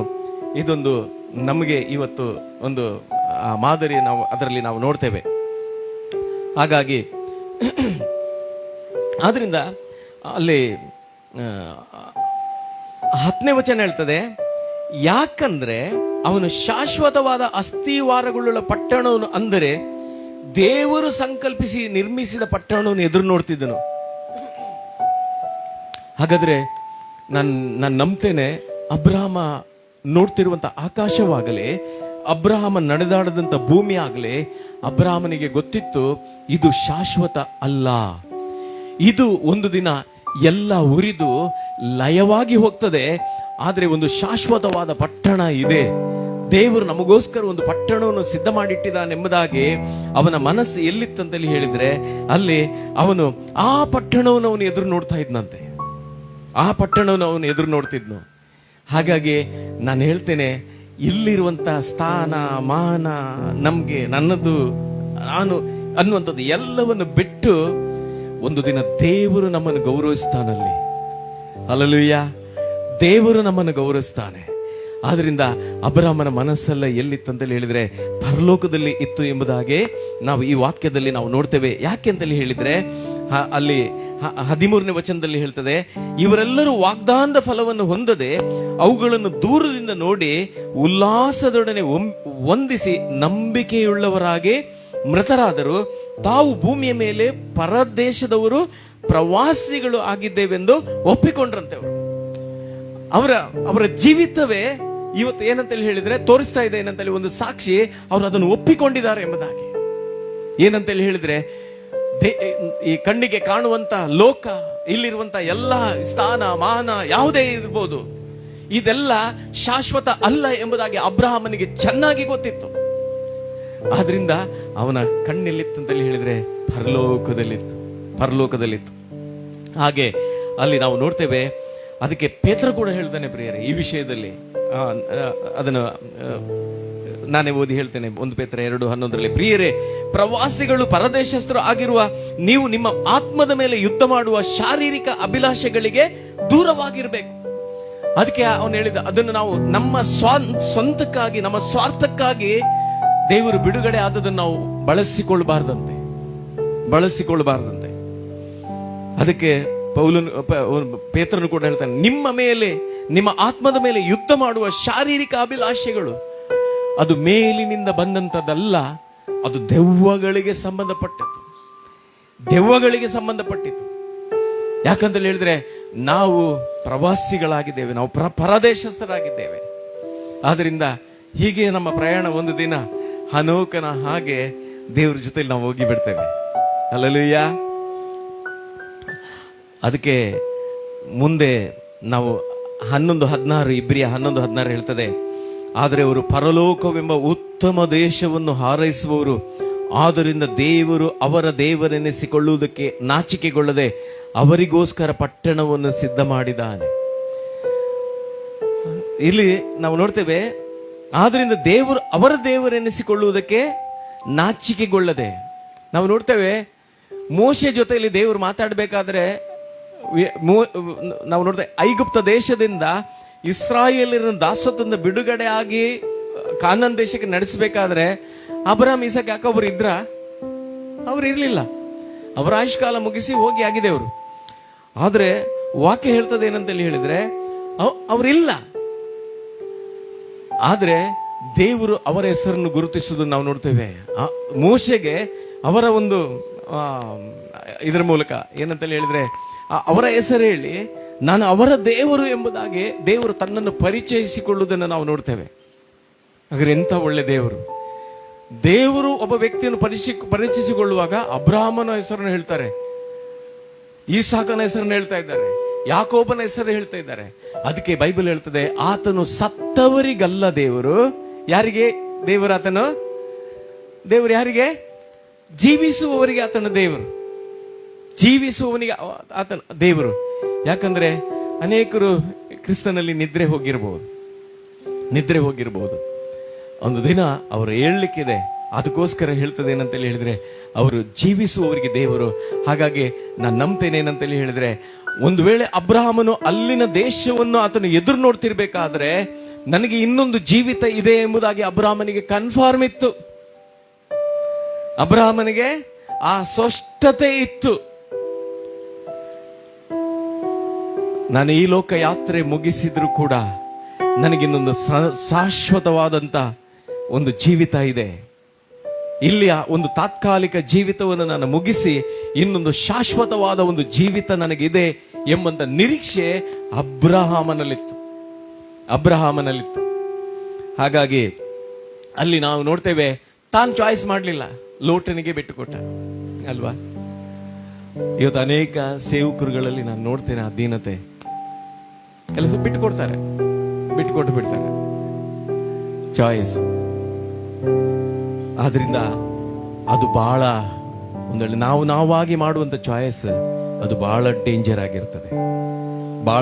ಆಗಿರ್ತದೆ. ಅದು ಲೋಟನಿಗೆ ಆಶೀರ್ವಾದವಾಗಲಿಲ್ಲ, ಲೋಟನ ಕುಟುಂಬಕ್ಕೆ ಆಶೀರ್ವಾದವಾಗಲಿಲ್ಲ. ಒಂದು ದಿನ ಅದು ಬೆಂಕಿಯಿಂದ ಸುಡಲ್ಪಟ್ಟಿತು ಎಂಬುದಾಗಿ ನಾವು ನೋಡ್ತೇವೆ. ಅದರಿಂದ ನಾವು ಮುಂದೆ ನಾವು ನೋಡ್ತೇವೆ ಏನಂತೇಳಿ ಹೇಳಿದ್ರೆ, ಅದಕ್ಕೋಸ್ಕರ ಮಾರ್ಕನು ಬರೆಸುವಾರ್ತೆ 12ನೇ ಅಧ್ಯಾಯ 26-27ನೇ ವಚನದಲ್ಲಿ ಅದನ್ನು ನಾವು ನೋಡ್ತೇವೆ. ಅಲ್ಲಿ ಯೇಸು ಕೆಲವು ಅಲ್ಲಿರುವಂತ ಗೊಂದಲ, ಆ ಜನರೊಳಗಿರುವಂತ ಗೊಂದಲದಲ್ಲಿ ಮಾತಾಡಬೇಕಾದ್ರೆ ಯೇಸು ಹೇಳ್ತಾರೆ, ಆದರೆ ಸತ್ತವರು ಬದುಕಿ ಏಳುತ್ತಾರೆಂಬ ವಿಷಯದಲ್ಲಿ ಹೇಳಬೇಕಾದ್ರೆ ನಾನು ಅಬ್ರಹಾಮನ ದೇವರು, ನಾನು ಇಸಾಕನ ದೇವರು, ನಾನು ಯಾಕೋಬನ ದೇವರು ಎಂದು ದೇವರು ಮೋಶೆಗೆ ನುಡಿದದನ್ನು ನೀವು ಮೋಶೆಯ ಗ್ರಂಥದ ಪೊದೆಯಲ್ಲಿರುವ ಸಂಗತಿಯಲ್ಲಿರುವ ಅಧ್ಯಾಯವನ್ನು ಓದಲಿಲ್ಲವೇ? ಆತನು ಜೀವಿತರಿಗೆ ದೇವರಾಗಿದ್ದಾನೆ ಹೊರತು ಜೀವವಿಲ್ಲದವರಿಗೆ ಅಲ್ಲ. ಅದಕ್ಕೆ ಪ್ರಸಂಗಿ ಹೇಳ್ತಾನೆ ಏನಂತೇಳಿ ಹೇಳಿದ್ರೆ, ದೇವರೇ ನಮ್ಮನ್ನು ನೀನು ಜೀವಿತರ ಗುಂಪಿನಲ್ಲಿ ಇಟ್ಟಿದ್ದೀಯಲ್ಲ. ಹಲ್ಲೆಲೂಯಾ. ನಾವು ಯಾವ ಗುಂಪಿನಲ್ಲಿದ್ದೇವೆ ಇವತ್ತು? ಕೇಳ್ತಾ ಇಲ್ಲ. ಅವನಿಗೆ ಕೇಳ್ಬೇಕು. ಹೊರಗೆ ಒಬ್ಬ ನಿಂತ್ಕೊಂಡು ಕೇಳ್ತದೆ, ಅವನಿಗೆ ಕೇಳ್ಬೇಕು, ಯಾರ ಗುಂಪಲ್ಲಿದ್ದೀರಿ ನೀವೆಲ್ಲ? ಜೀವಿತರ ಗುಂಪಿನಲ್ಲಿ. ಸತ್ತ ಗುಂಪಿನಲ್ಲಿ ಏನಿರ್ತದಂತೇಳಿ ಹೇಳಿದ್ರೆ ಪಕ್ಷಭೇದ, ಮತ್ಸರ ಅಲ್ವಾ? ನಾವು ನೋಡ್ತೇವೆ, ದೆವ್ವಗಳಿಗೆ ಸಂಬಂಧಪಟ್ಟ ಸಂಗತಿಗಳು ಸತ್ತ ಗುಂಪಿನಲ್ಲಿ ಇರ್ತದೆ. ಆದ್ರಿಂದ ಇವತ್ತು ನಮ್ಮನ್ನು ಈ ವಾಕ್ಯದ ಮೂಲಕ ನಮ್ಮನ್ನು ನಾವು ಪರಿಶೋಧಿಸಿಕೊಳ್ಳುವ ಪ್ರಿಯರೇ, ಪರಿಶೋಧಿಸಿಕೊಳ್ಳೋಣ. ನಾವು ನೋಡ್ತೇವೆ, ಓಕೆ, ಆದಿಕಾಂಡ 25:7-8 ಹೇಳ್ತದೆ. ಆದಿಕಾಂಡ 25:7-8 ಹೇಳ್ತದೆ, ಅಬ್ರಹಾಮನು 150 ವರ್ಷ ಬದುಕಿದನು. ಅವನು ಪೂರ್ಣ ಆಯುಷ್ಯದಿಂದ ದಿನ ತುಂಬಿದ ಮುದುಕನಾಗಿ ಪ್ರಾಣ ಬಿಟ್ಟು ತನ್ನ ಪಿತೃಗಳ ಬಳಿಗೆ ಸೇರಿದನು. ಅಬ್ರಹಾಮನು 150 ವರ್ಷ ಬದುಕಿದನು. ಅವನು ಪೂರ್ಣ ಆಯುಷ್ಯದಿಂದ ದಿನ ತುಂಬಿದವನಾಗಿ, ಒಂದು ದಿನ ಹೆಚ್ಚೂ ಇಲ್ಲ, ಒಂದು ದಿನ ಕಡಿಮೆನೂ ಇಲ್ಲ. ಒಂದು ದಿನಕ್ಕೆ ಹೆಚ್ಚು ಇಲ್ಲ, ಒಂದು ದಿನ ಕಡಿಮೆನೂ ಇಲ್ಲ. ಅವನೆಲ್ಲವನ್ನು ಅನುಭವಿಸಿ ದೇವರು ಕೊಟ್ಟಂತ ಆಶೀರ್ವಾದಕ್ಕೆ, ಅದನ್ನು ಅನುಭವಿಸುವುದಕ್ಕೆ ಆಯುಷ್ಯವನ್ನು ಕೂಡ ದೇವರು ಕೊಡ್ತಾನೆ. ಹಲ್ಲೆಲೂಯಾ. ಆಯುಷ್ಯವನ್ನು ಕೂಡ ದೇವರು ಕೊಡ್ತಾನೆ. ಅದನ್ನೆಲ್ಲ ಅನುಭವಿಸಿ ಅವನು ಈ ಲೋಕ ಯಾತ್ರೆ ಮುಗಿಸಿದನು ಎಂಬುದಾಗಿ ಹೇಳ್ತದೆ. ಆದ್ರೆ ಪೇತ್ರನ ವಿಷಯದಲ್ಲಿ ನಾವು ನೋಡಿದ್ರೆ 2 ಪೇತ್ರ 2ನೇ ಅಧ್ಯಾಯ 6-8, 2 ಪೀಟರ್ ಚಾಪ್ಟರ್ 2 ವರ್ಡ್ 6-8, ಅದರಲ್ಲಿ ಆತನು ಸೊದೋಮ್ ಗೋಮರ ಪಟ್ಟಣಗಳನ್ನು ಸುಟ್ಟು ಬೂದಿ ಮಾಡಿ ಮುಂದೆ ಭಕ್ತಿಹೀನರಾಗಿ ಬದುಕುವರ ಗತಿ ಇಂಥದೆಂಬುದು ಸೂಚಿಸುವುದಕ್ಕಾಗಿ ಅವುಗಳಿಗೆ ನಾಶನವನ್ನು ವಿಧಿಸಿದ್ದಾನೆ. ಆದರೆ ಆ ಅಧರ್ಮಿಗಳ ನಾಚಿಕೆ ಕೆಟ್ಟ ನಡತನೆಗೆ ವೇದನೆಗೊಂಡಿದ್ದ ನೀತಿವಂತನಾದ ಲೋಟನನ್ನು ತಪ್ಪಿಸಿಕೊಂಡನು. ಲೋಟನಿಗೆ ಆಶೀರ್ವಾದ ಇತ್ತು, ಆದ್ರೆ ಅದ್ರ ಜೊತೆಲಿ ವೇದನೆ ಕೂಡ ಇತ್ತು. ಅದ್ರ ಜೊತೆಲಿ ಏನಿತ್ತು? ವೇದನೆ ಕೂಡ ಇತ್ತು. ಆದ್ರಿಂದ ಯಾಕಂತ ಹೇಳಿದ್ರೆ ನಾವು ಮಾಡುವಂತ ಸ್ವಾರ್ಥದಲ್ಲಿ ಅದರಲ್ಲಿ ವೇದನೆ ಇರ್ತದೆ. ಹಾಗಾಗಿ ಅಲ್ಲಿ ನಾವು ನೋಡ್ತೇವೆ, ಅವನು ವೇದನೆಗೊಂಡಿದ್ದ ನೀತಿವಂತನಾದ ಲೋಟನನ್ನು ತಪ್ಪಿಸಿದನು. ಆ ನೀತಿವಂತನು ಅವರ ನಡುವೆ ಇದ್ದುಕೊಂಡು ಅವರ ಅನ್ಯಾಯ ಕೃತ್ಯಗಳನ್ನು ನೋಡುತ್ತಾ ಕೇಳುತ್ತಾ ಅವುಗಳ ನಿಮಿತ್ತ ದಿನೇ ದಿನೇ ತನ್ನ ನೀತಿಯುಳ್ಳ ಆತ್ಮದಲ್ಲಿ ಬಹಳ ಕರಕರೆಗೊಂಡನು. ಇದು ಆಲೋಚನೆ ಮಾಡಿಕೊಳ್ಳೋಣ. ಸಮಾಧಾನವೆಂಬ ಬೀಜವನ್ನು ಬಿತ್ತಿದವರು ಸಮಾಧಾನ. ಲೋಟನಲ್ಲಿ ಕರಕರೆ. ಇವತ್ತು ಕರಕರೆ ಇದೆಯಾ ಅಲ್ವಾ? ಇದ್ರೆ ಅದನ್ನು ಆ ಲೋಟನನ್ನು ಹೊರಗೆ ಹಾಕಿ ಬಿಡುವ. ಆದ್ರಿಂದ ಅಲ್ಲಿ ನಾವು ನೋಡ್ತೇವೆ, ಸಮಾಧಾನವೆಂಬ ಬೀಜವನ್ನು ಬಿತ್ತಿದವರು ಸಮಾಧಾನವನ್ನು ಕೊಯ್ತಾರೆ. ಅದು ಮೇಲಿನಿಂದ ಬಂದದ್ದು. ಆದ್ರಿಂದ ಮುಂದೆ ಅಲ್ಲಿ ನಾವು ನೋಡ್ತೇವೆ, 1 ಕೊರಿಂಥ 3ನೇ ಅಧ್ಯಾಯದಲ್ಲಿ 11-15ನೇ ವಚನದವರೆಗೆ ನಾವು ನೋಡುವಾಗ ಅಲ್ಲಿ ಹೇಳ್ತದೆ, ಹಾಕಿರುವ ಅಸ್ಥಿವಾರವು ಸೇವೆಯ ವಿಷಯದಲ್ಲಿ ಬರಬೇಕಾದ್ರೆ ಅನೇಕ ಜವಾಬ್ದಾರಿಗಳು ನಮಗೆ ಇರಬೇಕಾದ್ರೆ ಅಲ್ಲಿ ಹೇಳ್ತದೆ, ಸೇವೆಯ ಅಸ್ಥಿವಾರವು ಯೇಸು ಕ್ರಿಸ್ತನೇ. ಆ ಅಸ್ಥಿವಾರನವಲ್ಲದೆ ಮತ್ತೊಂದು ಅಸ್ಥಿವಾರನ ಯಾರೂ ಹಾಕಲ್ಲಷ್ಟೇ. ಆ ಅಸ್ಥಿವಾರದ ಮೇಲೆ ಚಿನ್ನ, ಬೆಳ್ಳಿ, ರತ್ನ, ಕಟ್ಟಿಗೆ, ಹುಲ್ಲು, ಆಪು ಮುಂತಾದವುಗಳಲ್ಲಿ ಯಾವುದರಿಂದಾದರೂ ಕಟ್ಟಿದರೂ ಅವನವನ ಕೆಲಸವು ವ್ಯಕ್ತವಾಗುವುದು. ಕ್ರಿಸ್ತನು ಬರುವ ದಿನವು ಬೆಂಕಿಯೊಡನೆ ಉದಯವಾಗುವಾಗ ಆ ಕೆಲಸವನ್ನು ಸ್ಪಷ್ಟವಾಗಿ ತೋರಿಸುವನು. ಅವನವನ ಕೆಲಸವೆಂತದೋ ಆ ಬೆಂಕಿ ಶೋಧಿಸುವುದು. ಒಬ್ಬನು ಆ ಅಸ್ಥಿವಾರದ ಮೇಲೆ ಕಟ್ಟಿದ್ದು ಉಳಿದ್ರೆ ಅವನಿಗೆ ಸಂಬಳ ಬರುವುದು. ಒಬ್ಬನು ಕಟ್ಟಿದ್ದು ಸುಟ್ಟು ಹೋದ್ರೆ ಅವನಿಗೆ ಸಂಬಳ ನಷ್ಟವಾಗ್ತದಂತೆ. ಹಲ್ಲೆಲೂಯಾ. ಹಾಗಾದ್ರೆ ಇಲ್ಲಿ ನಾವು ನಮಗೆ ಲಾಭ ಆಗ್ಬೇಕಾ ನಷ್ಟ ಆಗ್ಬೇಕಾ ಅಲ್ವಾ? ನಾವೇ ಇವತ್ತು ನಾವು ಈ ವಚನದೊಳಗೆ ನಮ್ಮನ್ನೇ ನಾವು ನೋಡಿಕೊಳ್ಳೋಣ. ಯಾಕಂದ್ರೆ ನಾವು ಮಾಡುವಂತ ಸೇವೆ ಅದು ಕರ್ತನಿಗಾಗಿ, ಒಬ್ಬ ಮನುಷ್ಯನಿಗಾಗಿ ಅಲ್ಲ. ಹಾಗಾಗಿ ನಾವು ದೇವರನ್ನು ನೋಡಿ ಕರ್ತನಿಗಾಗಿಯೇ ಎಂಬುದಾಗಿ ಮಾಡುವಾಗ ಆ ಬೆಂಕಿ ಬರ್ತದಲ್ಲ, ಆ ದಿನ ಗೊತ್ತಾಗ್ತದದು. ನಾನು ಮಾಡಿದ ನಷ್ಟ ಆಯ್ತಾ? ನಾನು ಮಾಡಿದ್ರಲ್ಲಿ ನನಗೆ ಸಂಬಳ ಅಂತೇಳಿ ಹೇಳಿದ್ರೆ ಅಲ್ಲಿ ಗೌರವ, ಅಲ್ಲಿ ಸ್ಥಾನಮಾನ, ಆತನು ಅಲ್ಲಿ ನಿಲ್ಲಿಸ್ತಾನೆ. ಆದ್ರಿಂದ ಎಷ್ಟು ಒಳ್ಳೆಯ ದೇವರಾತನು. ಆದ್ರಿಂದ ಒಂದು ಕ್ಷಣ ನಾವು ಎದ್ದು ನಿಂತುಕೊಳ್ಳೋಣ. ನಾವು ದೇವರಿಗೆ ನಮ್ಮನ್ನು ಸಮರ್ಪಣೆ ಮಾಡಿಕೊಳ್ಳೋಣ. ನಮಗೆ ದೆವ್ವಗಳಿಗೆ ಸಂಬಂಧಪಟ್ಟಂತ ಜ್ಞಾನ ಬೇಡ. Thank you Jesus. ಎಷ್ಟು ಒಳ್ಳೆಯ ದೇವರಾತನು.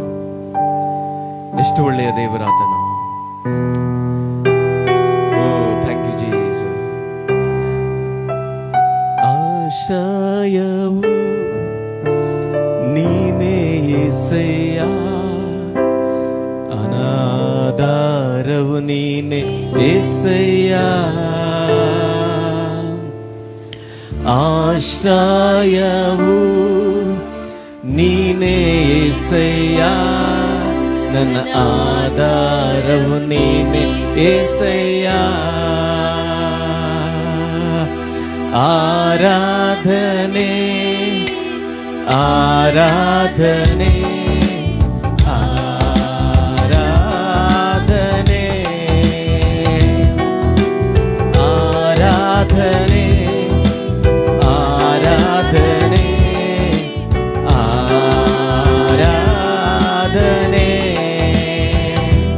ನಿನ್ನಿಂದಾಗದ ಕಾರ್ಯವು ಒಂದು ಇಲ್ಲ, ನಿನ್ನಿಂದೆಲ್ಲವೂ ಸಾಧ್ಯವಯ್ಯ. ನಿನ್ನಿಂದಾಗದ ಕಾರ್ಯವು ಒಂದು ಇಲ್ಲ, ನಿನ್ನಿಂದೆಲ್ಲವೂ ಸಾಧ್ಯವಯ್ಯ. ಇದುವರೆಗೂ ನನ್ನ ನಡೆಸಿದ ಎಬಿನೇಜರ್ ನೀನೇ ಅಯ್ಯ. ಅಬ್ರಹಾಮನ್ ನಡೆಸಿದ ದೇವರೇ, ಇದುವರೆಗೂ ನನ್ನ ನಡೆಸಿದ ಎಬಿನೇಜರ್ ನೀನೇ ಅಯ್ಯ. ಆರಾಧನೆ ಆರಾಧನೆ ಆರಾಧನೆ, ಎಲ್ಲರೂ ಹೇಳೋಣ. ಆರಾಧನೆ ಆರಾಧನೆ ಆರಾಧನೆ. ಪರಲೋಕವೆಲ್ಲ ನಿನ್ನದೇಸಯ್ಯ, ನಾನು ಕೂಡ ಅಲ್ಲಿಗೆ ಬರುವೇನಯ್ಯ. ನಂಬಿಕೆಯಿಂದ ಪರಲೋಕವೆಲ್ಲ ನಿನ್ನದೇಸಯ್ಯ, ನಾನು ಕೂಡ ಅಲ್ಲಿಗೆ ಬರುವೇನಯ್ಯ. ನೀ ಬೇಗನೆ ಬರಲಿರುವೆ, ಕೈ ಹಿಡಿದು ಕರೆದೊಯ್ಯುವೆ. ನೀ ಬೇಗನೆ ಬರಲಿರುವೆ, ಹಿಡಿದು ಕರೆದೊಯ್ಯುವೆ. ಶಾಶ್ವತ ಸ್ಥಾನದಿ ನನ್ನನ್ನು ನೀನೇ ನಿಲ್ಲಿಸುವೆ. ಶಾಶ್ವತ ಸ್ಥಾನದಿ ನನ್ನನ್ನು ನೀನೇ ನಿಲ್ಲಿಸುವೆ. ಆರಾಧನೆ ಆರಾಧನೆ ಆರಾಧನೆ ಆರಾಧನೆ ಆರಾಧನೆ ಆರಾಧನೆ. ಹೆತ್ತ ತಾಯಿ ತನ್ನ ಮಗುವನ್ನು ಹೊತ್ತುಕೊಳ್ಳುವ ಹಾಗೆ ಅನುದಿನವೂ ನನ್ನ ಭಾರವನಿ ಹೊತ್ತು ನಡೆದೆ. ಹೆತ್ತ ತಾಯಿ ತನ್ನ ಮಗುವನ್ನು ಹೊತ್ತುಕೊಳ್ಳುವ ಹಾಗೆ ಅನುದಿನವೂ ನನ್ನ ಭಾರವನಿ ಹೊತ್ತು ನಡೆದೆ. ಒಂದು ಕ್ಷಣವೂ ನನ್ನ ಮಾರೆಯಾದಂತೆ ತಂದೆ ತಾಯಿಗಿಂತ ಪ್ರೀತಿ ಮಾಡಿರುವೆ. ಒಂದು ಕ್ಷಣವೂ ನನ್ನ ಮಾರೆಯಾದಂತೆ ತಂದೆ ತಾಯಿಗಿಂತ ಹೆಚ್ಚು ಪ್ರೀತಿ ಮಾಡಿರುವೆ. ಆರಾಧನೆ ಆರಾಧನೆ ಆರಾಧನೆ ಆರಾಧನೆ ಆರಾಧನೆ ಆರಾಧನೆ. Hallelujah hallelujah hallelujah hallelujah hallelujah hallelujah hallelujah hallelujah. ನೀ ನನಗೆ ಬೇಕು ರಾಜ, ನೀ ನನಗೆ ಸಾಕು ರಾಜಯ. ನೀ ನನಗೆ ಬೇಕು ರಾಜ, ನೀ ನನಗೆ ಸಾಕು ರಾಜ. ನಿನ್ನ ಆರಾಧಿಸಲು, ನಿನ್ನ ಸ್ತುತಿಸಲು, ನಿನ್ನ ಹೊಗಳಲು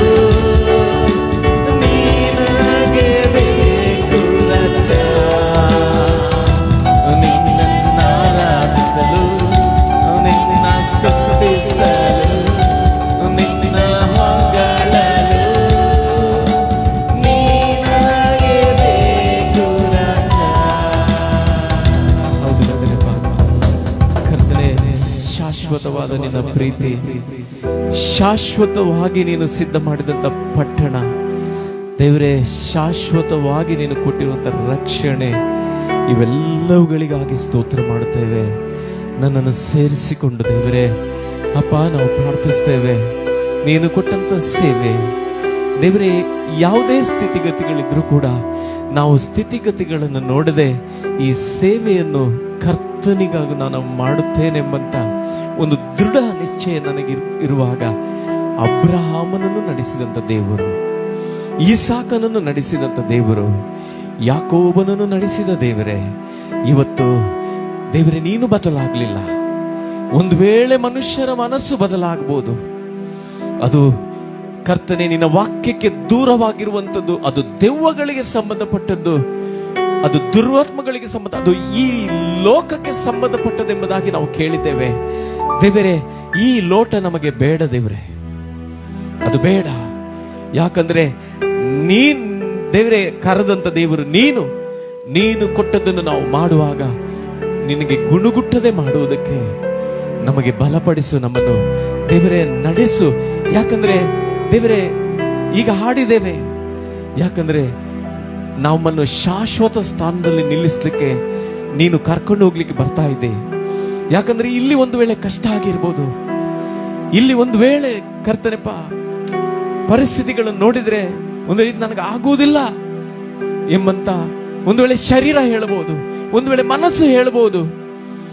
ಶರೀರ ಏನ್ ಹೇಳ್ತದೋ, ಮನಸ್ಸು ಏನ್ ಹೇಳ್ತದೋ, ಅಥವಾ ಒಂದು ವೇಳೆ ಪಕ್ಕದವ್ರು ಏನ್ ಹೇಳ್ತಾರೋ ಅದಲ್ಲ ದೇವ್ರೆ. ಅದಕ್ಕೆ ನಿನ್ನ ವಾಕ್ಯ ಹೇಳ್ತದೆ, ಶರೀರದಿಂದ ಮನಸ್ಸಿನಿಂದಲ್ಲ ಆತ್ಮದಿಂದ ಎಂಬುದಾಗಿ ಬರೆಯಲ್ಪಟ್ಟಿದೆ. ಶರೀರವನ್ನು ಮನಸ್ಸನ್ನು ಬದಿಗಿಟ್ಟು ಆತ್ಮದಲ್ಲಿ ದೇವರೇ ನಡೆಸಲ್ಪಡುವಾಗ ದೇವರೇ ನಾವಿರುವಂತ ಒಂದು ಎನ್ವೈರನ್ಮೆಂಟ್ ಅನ್ನು ನೀನು ಬದಲಾಯಿಸುವಂತ ದೇವರಾಗಿದೆ. ಅವರನ್ನು ಅಬ್ರಹಾಮ, ಇಸಾಕ, ಯಾಕೋಬರು ನೀನು ಹಾಗೇ ನಡೆಸಿದ್ದೆ ದೇವರೇ. ಇವತ್ತು ಅವರ ದೇವರೆನ್ನಿಸಿಕೊಳ್ಳುವುದಕ್ಕೆ ನೀನು ನಾಚಿಕೆ ಪಡ್ಲಿಲ್ಲ. ಯಾಕಂದ್ರೆ ಅವರು ದೇವರೇ ಏನೇ ಪರಿಸ್ಥಿತಿ ಇದ್ರೂ ಕೂಡ ಅವರು ಪರಿಸ್ಥಿತಿಗಳನ್ನು ನೋಡದೆ ನಿನ್ನನ್ನು ನೋಡಿದ್ದಾರೆ ದೇವರೇ, ನಿನ್ನನ್ನು ನೋಡಿದ್ದಾರೆ.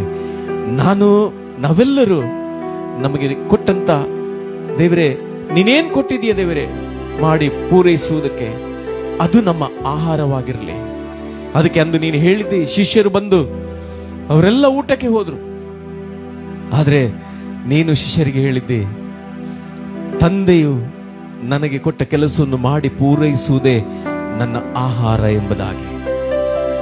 ದೇವರೇ, ಮತ್ತೊಮ್ಮೆ ಈ ಸಭೆಯನ್ನು, ಸಭಾಪಾಲಕರನ್ನು, ಅವರ ಕುಟುಂಬವನ್ನು, ಸಭೆಯಲ್ಲಿ ದೇವರೇ ಒಂದೊಂದು ಜವಾಬ್ದಾರಿ ತೆಗೆದುಕೊಂಡಂತ ಒಬ್ಬೊಬ್ಬ ಮಕ್ಕಳನ್ನು ದೇವರೇ, ಯಾಕಂದ್ರೆ ಅವರ ನಿಮಿತ್ತವಾಗಿ ಅವರ ಕುಟುಂಬವನ್ನು, ಯಾಕಂದ್ರೆ ನಿನ್ನನ್ನು ಪ್ರೀತಿಸಿ ಸೇವೆ ಮಾಡುವಾಗ 1000 ತಲೆಗಳವರೆಗೆ ಆಶೀರ್ವಾದ ಹರಿದು ಹೋಗ್ತದೆ ಎಂಬುದಾಗಿ ನಾವು ನೋಡಿದ್ದೇವೆ.